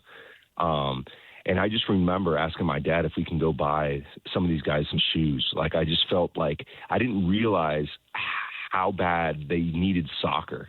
Not that they love soccer, they just needed soccer to change the socioeconomic levels of their families and get them out of poverty. And so, and then not to mention when I got on the field, they'd never pass me the ball. And they called me the Yankee. They called me the Yankee. Don't give the Yankee the ball, they kept saying. And so then I just came back to the States with a different type of appreciation for the game and how fortunate I was to have the things I had. But it also, I remember coming back and my teammates would say, "You're different, man. I don't know what it is about you. You're just different. You're playing different." And it was that experience, DJ, that really changed my life. It wasn't someone telling me that I should be grateful. It's going down there and seeing what it looks like, and how many, these kids just getting bussed in for a tryout, and then whatever, 99% of them go back and they might keep the one guy, and so it's a dog-eat-dog world down there. And that's why when you watch the Argentinian national team, there is not one moment, not one tackle, not one loose ball that isn't contested like it was life or death. What was their skill level compared to yours, or your skill level compared to them? I think I was somewhere in the middle, PK. I was technical enough, but again, I think what they had over me was the hunger, the mentality. Right. And I didn't have that. I was like, I was in terms of how we think about things. I was fed with a silver spoon, and maybe you took it for granted. Exactly. So I came back a different player, having experienced that for myself. Cool. But it would be really hard. You could experience here, but it would be really hard. And I had an assistant basketball coach once. He played in college, and then he played overseas for a year, and then he came back and he was a coach. So he's a decade deep into being an assistant coach. And I asked him, what was it like playing basketball? He played in Uruguay. So what was it like there? And he said, the number one thing I learned in that year is that carpeting is a luxury. Exactly right. There is no carpet in South America. And there's yeah. So hey, we walk into places, there's carpeting, we don't even think about it. It's incredible, the luxuries we have. Yeah, you're absolutely right. There is no carpet in South America. A few years ago, I recarpeted my house. I didn't realize, man, how lucky I was. Yeah, seriously. You were a king, PK. You're a king. Yeah. My wife didn't like the carpet. I said, let's have new carpet.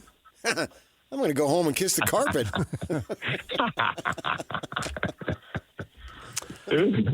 All right, Pablo. Good luck. LAFC, Portland, St. Louis, 3 road games in a row. You're in third place right now. 9 points is a lot. It could change in any direction. We'll see how it goes, and look forward to talking to you down the road. Thanks a lot, guys. Okay. Take care. There's Pablo Mastroeni, RSL head coach. DJ PK, when we come back, everything you missed in this show. By the way, he delivered, right? The stuff he says, it's going to apply across sports, whatever your sport is. Oh, yeah, he's a phenomenal interview every time. I love when he gets going on that stuff. The response, if you play any team sport, the way he talks about the responsibility of the teammates, and that was straight out of the Argentine situation where he comes back. Yeah. That's life. And that was straight out of Jerry Sloan there, that he would just crack on. I know, right? He would just crack on them after a win. In the media. So I got back to him. Not individual that's players why by name. When you have the occasional good show, I usually come at you hard. See? DJ and PK. That's why I don't want to have more good shows. DJ and PK, when we come back, everything you missed in this mediocre show. Next, stay with us. 3, 2, 1. This is Scotty G and Coach Tim LeComb. Shehan Jayaraj, CBS Sports, joining us. All the guys that came through, we were crazy impressed with the players. Anything you gleaned that maybe surprised you or took note of from those days? There was a level of confidence from everybody, honestly, that felt a little different. And maybe it's just, sort of naivete with the way that rosters are these days and feeling like, man, we got to fill in some holes and all this sort of stuff. But when I talk to some of the middle class and even lower middle class teams, there were some coaches that honestly spoke a lot more confidently about their rosters. I think that like the depth of the conference is going to be really interesting this year. And, you know, obviously we've had it in the conversation of Texas Tech schedule, of BYU schedule, things like that. But like, kind of think that the middle to lower middle class of the Big 12 might be a little better than we expected. Catch Scotty G and Coach weekdays from 10 to 2, presented by Mountain Land Supply on 97.5, the KSL Sports Zone. Slack and Ready headlines brought to you by Trajan Wealth. Call Trajan Wealth today, your local trusted financial fiduciary. Call them at 1-855-TRAJAN1 or visit their website at TrajanWealth.com. It's a slow time in sports right now, PK. The Summer League is coming to a close. We do have a World Cup final Saturday. We got the Open Championship on. The headline today, a couple guys going very low in the Open Championship. 62s for Lucas Herbert and Sam Burns, which has put Herbert at 8 under. He's got a 2-shot lead over Cameron Young and Jackson Suber.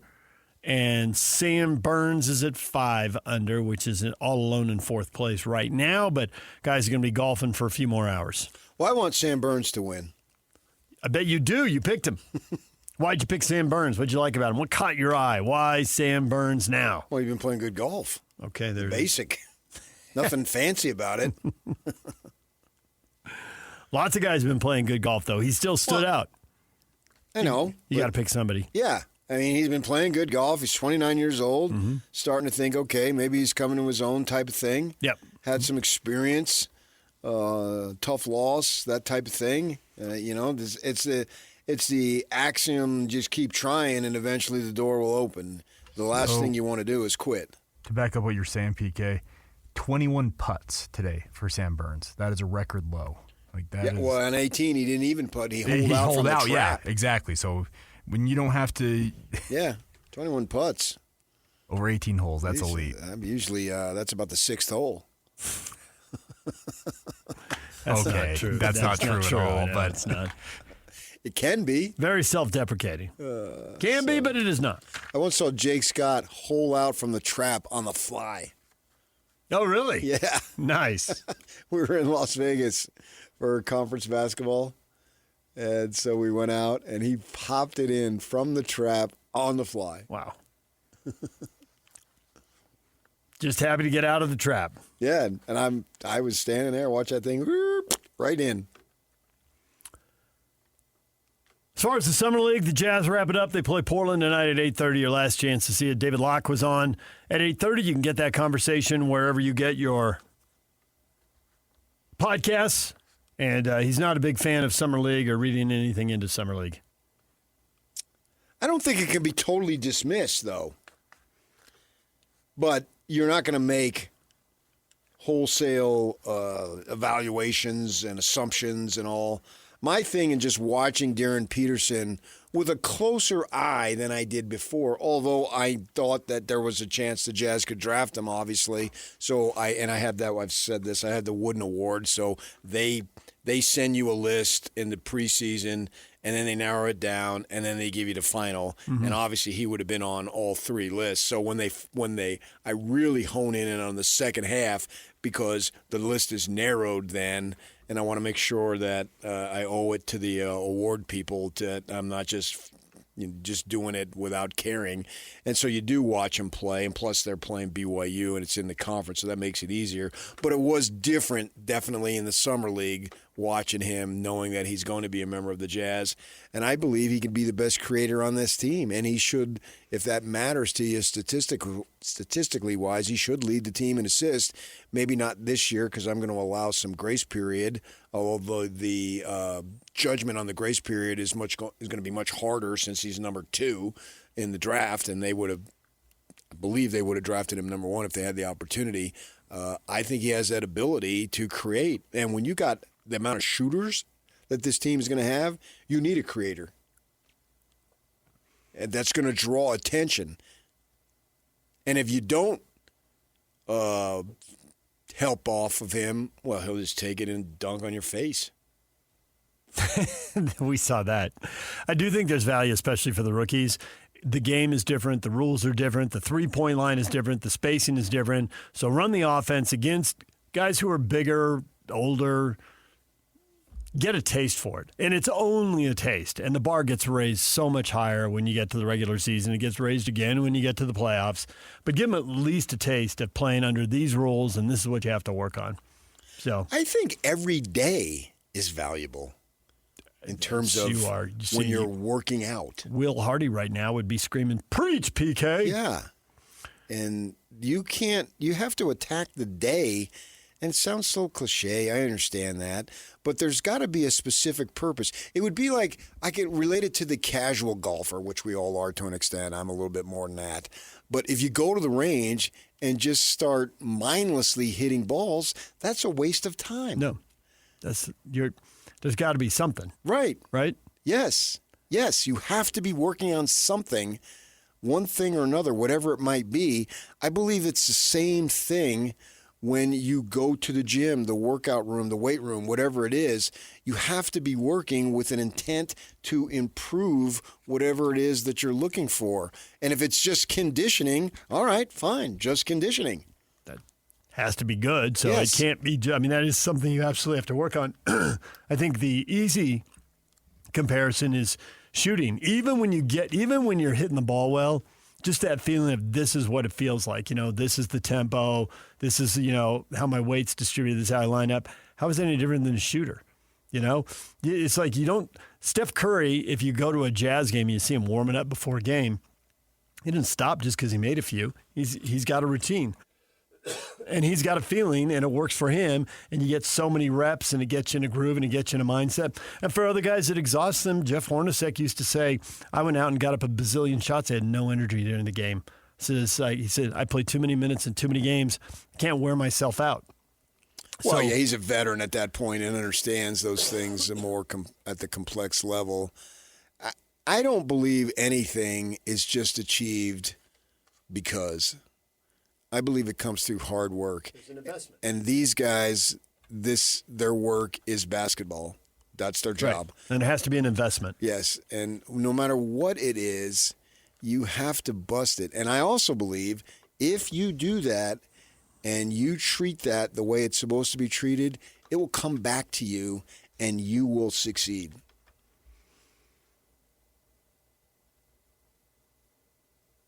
NFL position rankings out. Coaches, executives, scouts getting surveyed. Fred Warner is the NFL's best off-ball linebacker, according to this Inside the League survey. What does off-ball mean versus on-ball, if there's such a thing as on-ball? They used to use terms like strong side and weak side, so my guess is this is essentially weak side, but football's gotten so complex and there's so many games and formations. I'm not sure. It refers to guys like in 3-4 limits where they're playing more on the line of scrimmage. He's a middle linebacker where he's further off the line of scrimmage. That's why they call it off ball. Well, good for Fred Warner. Yeah. Puka Nacua rated as the fourth best wide receiver. Some fans pushing back thinking he's the best. Well, only thing that'll get in the way of Puka Nacua is Puka Nacua. As long as you're one of the top 4 receivers in the NFL, you're good to go. And he has to take life seriously. You can have a good time. Yep. Absolutely have a good time. But none of the... No shenanigans. Right. No shenanigans. Don't create these issues that get in your own way that you've got to explain and or we've apologize seen that with for. a bunch of receivers over the years for whatever reason. For whatever reason, there are receivers who seem to create their own drama and their own problems and their own issues, and then we have to read quotes from them saying, I am definitely one of the best number 2 receivers in the league. I should be on a team. Well, there's a reason 32 teams don't agree with you. Right. Don't get in the way of yourself. Maximize your talent. Go, and you do that, Puka Nacua and Fred Warner's already well on the way, but Nacua is for that matter too. He will have, Nacua literally can have a Hall of Fame career. For sure. It's right there for the taking. It's there. We've seen enough. It shouldn't shock anybody at this point if it plays out that way. Yes. He'll need some good fortune. You got to stay healthy and all that. Stay healthy. But, man, everybody has a passing offense that's good now. Right. This is the NFL. He's with a really good coach and a really good quarterback. He's in a very good situation there. Was it one Super Bowl, Bob Greasy threw like 12 passes? That's not happening. No, that's a different era. Yeah. Might have been less. The number 6 sticks in my head, but maybe that's how many completed. 6? I don't know. It wasn't much. Yeah. The The college football news, Texas Tech, Galaxy Stadium, 15 years, $75 million for naming rights. Well, the world is our galaxy. That's their motto down there. And NIL opportunities for Texas Tech athletes. Again. More. Moss. Yeah, they wake up every day about this thing here. And then, I think you said this earlier.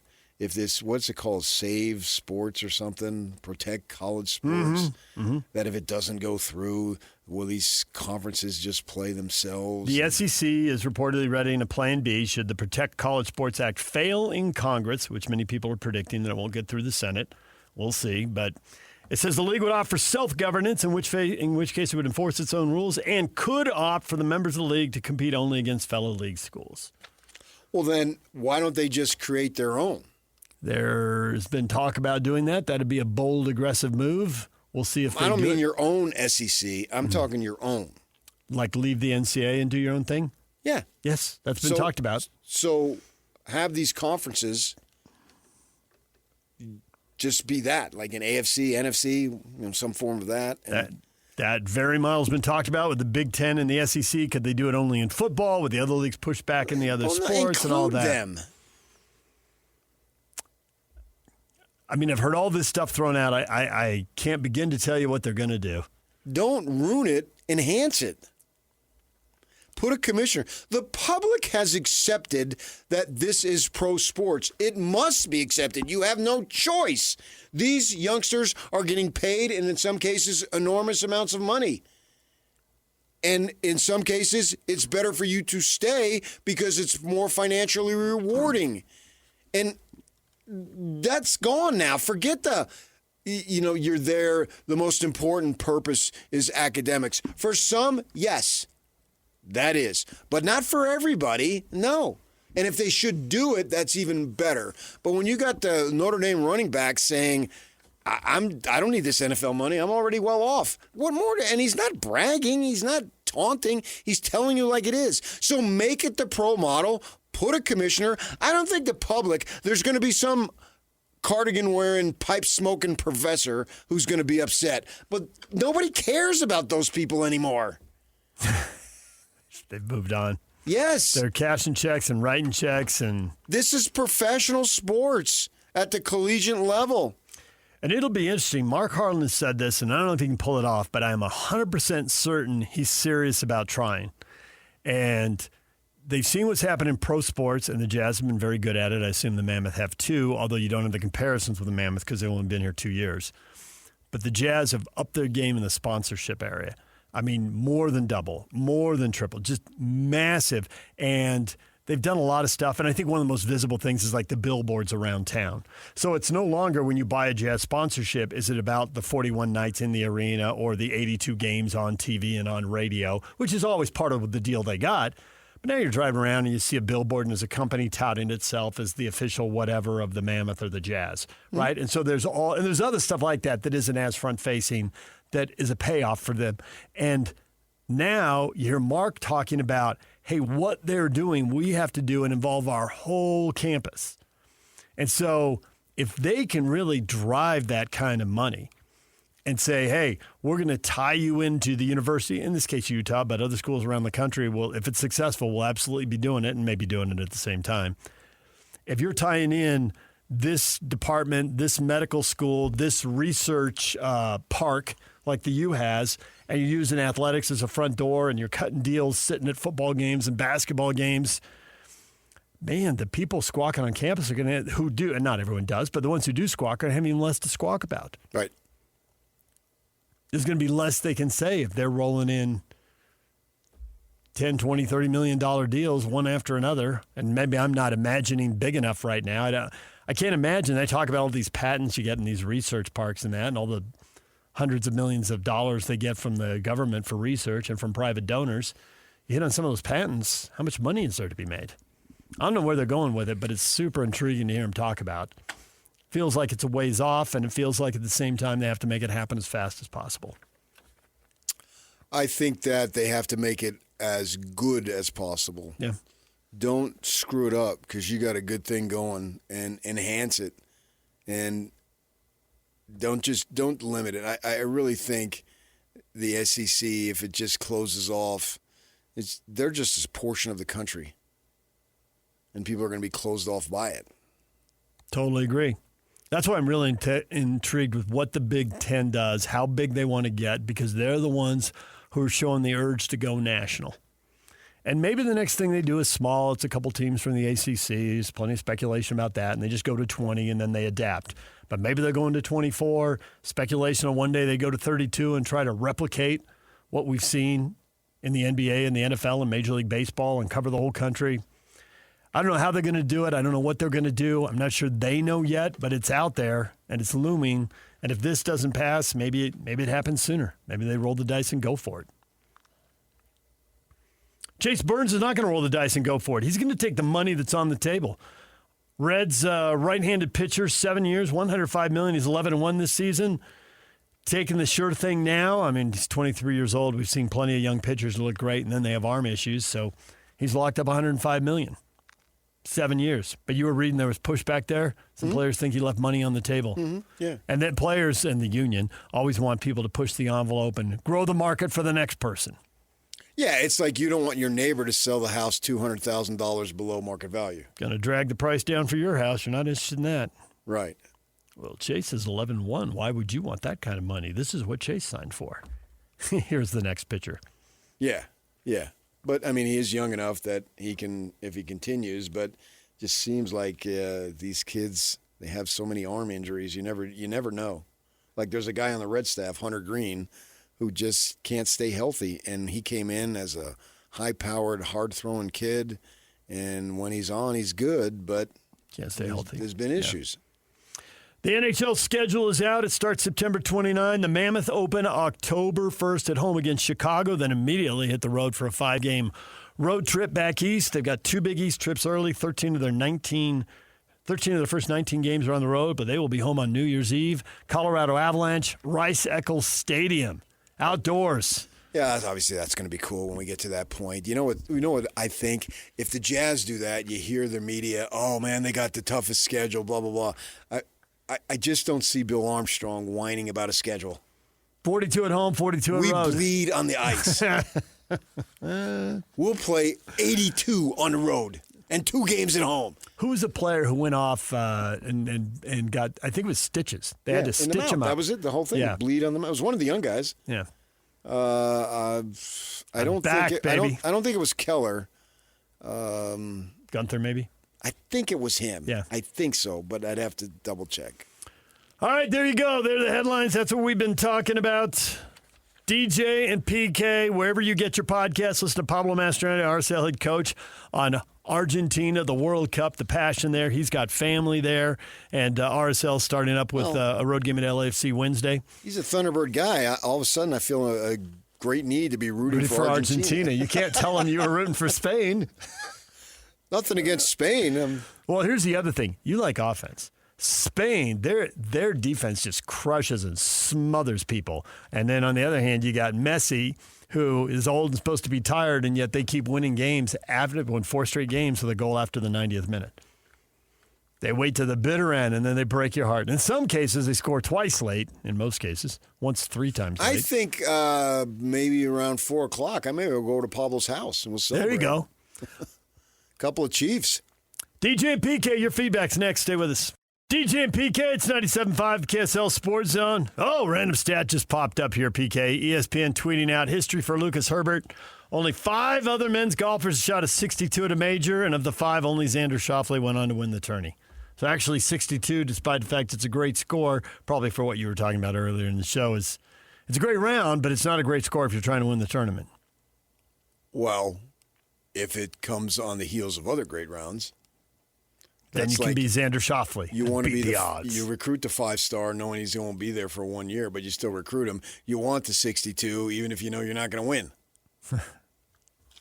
That puts you in position, but for golf, it's still 1,000 miles to go. And the pressure just continues to amp up and amp up. That's why we watch.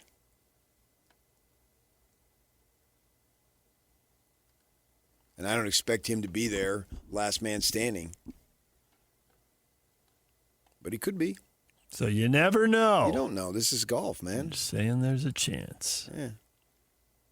No, I think that it's most likely going to be Sam Burns, and then I'm going to be out of control gloating on Monday.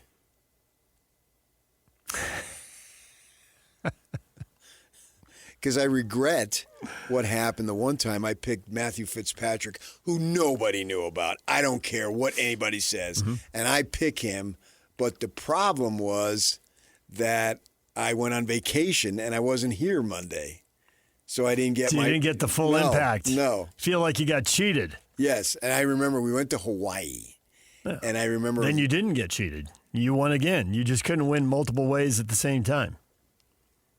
I remember I flew that Sunday and I landed, and first thing I did was look. And I saw he won.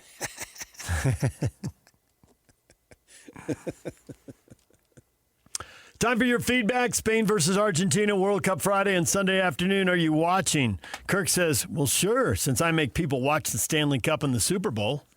Oh, so someone's going to make you watch? Yeah. You make people watch the Stanley Cup. That's a little harder. The Super Bowl and World Cup. One day. One day on a weekend. Yeah. It's easier than racing home for work for a weeknight game. Right. Or racing somewhere for a weeknight game. It's much easier to watch a soccer game or obviously football. Football's a little longer in terms of the time consumed to watch the game. But I don't know that you make them. I now have a rooting interest, and I didn't an hour this morning. When we sat down here this morning, you're like, you said I'd be way more interested in the U.S. was in it, which makes you a man of the people because I think we all know the ratings in the U.S. would probably triple or quadruple. Of course. If the U.S. was I'd be in rooting hard. Yeah. But because I have it's loose, I've never met Mr. Mastroeni, but if it means something to him. By that, you mean Pablo's dad. Right? Yeah. Oh, no, he's Pobs to me. But his father, who is now has lived in my home state for 40 years. Most of his life. We're brothers. See? And neither one of you were born there. And a mile apart, no less. True story. Yeah. I wonder if you walked by him in a store and had no idea. You were in line at the Jack in the Box picking up a burger right behind him. You had no idea. Tacos. I don't get the burgers at Jack in the Box, just the Jack in the Box tacos. Right. And so now, knowing that it means so much to him and his parents and their families back in the homeland, I'm going to pull for them. He said every World Cup game is like the Super Bowl. The whole day's planned like it's a wedding. That level of detail. I have been in Mexico when the Mexican team was playing in the World Cup, so I can speak from that from firsthand experience. But I think we can relate even if we weren't in that situation. We know what sports means to us as Americans, and then put this on a World Cup level, which right now for the Americans seems unachievable, which is unfortunate. It would be super cool.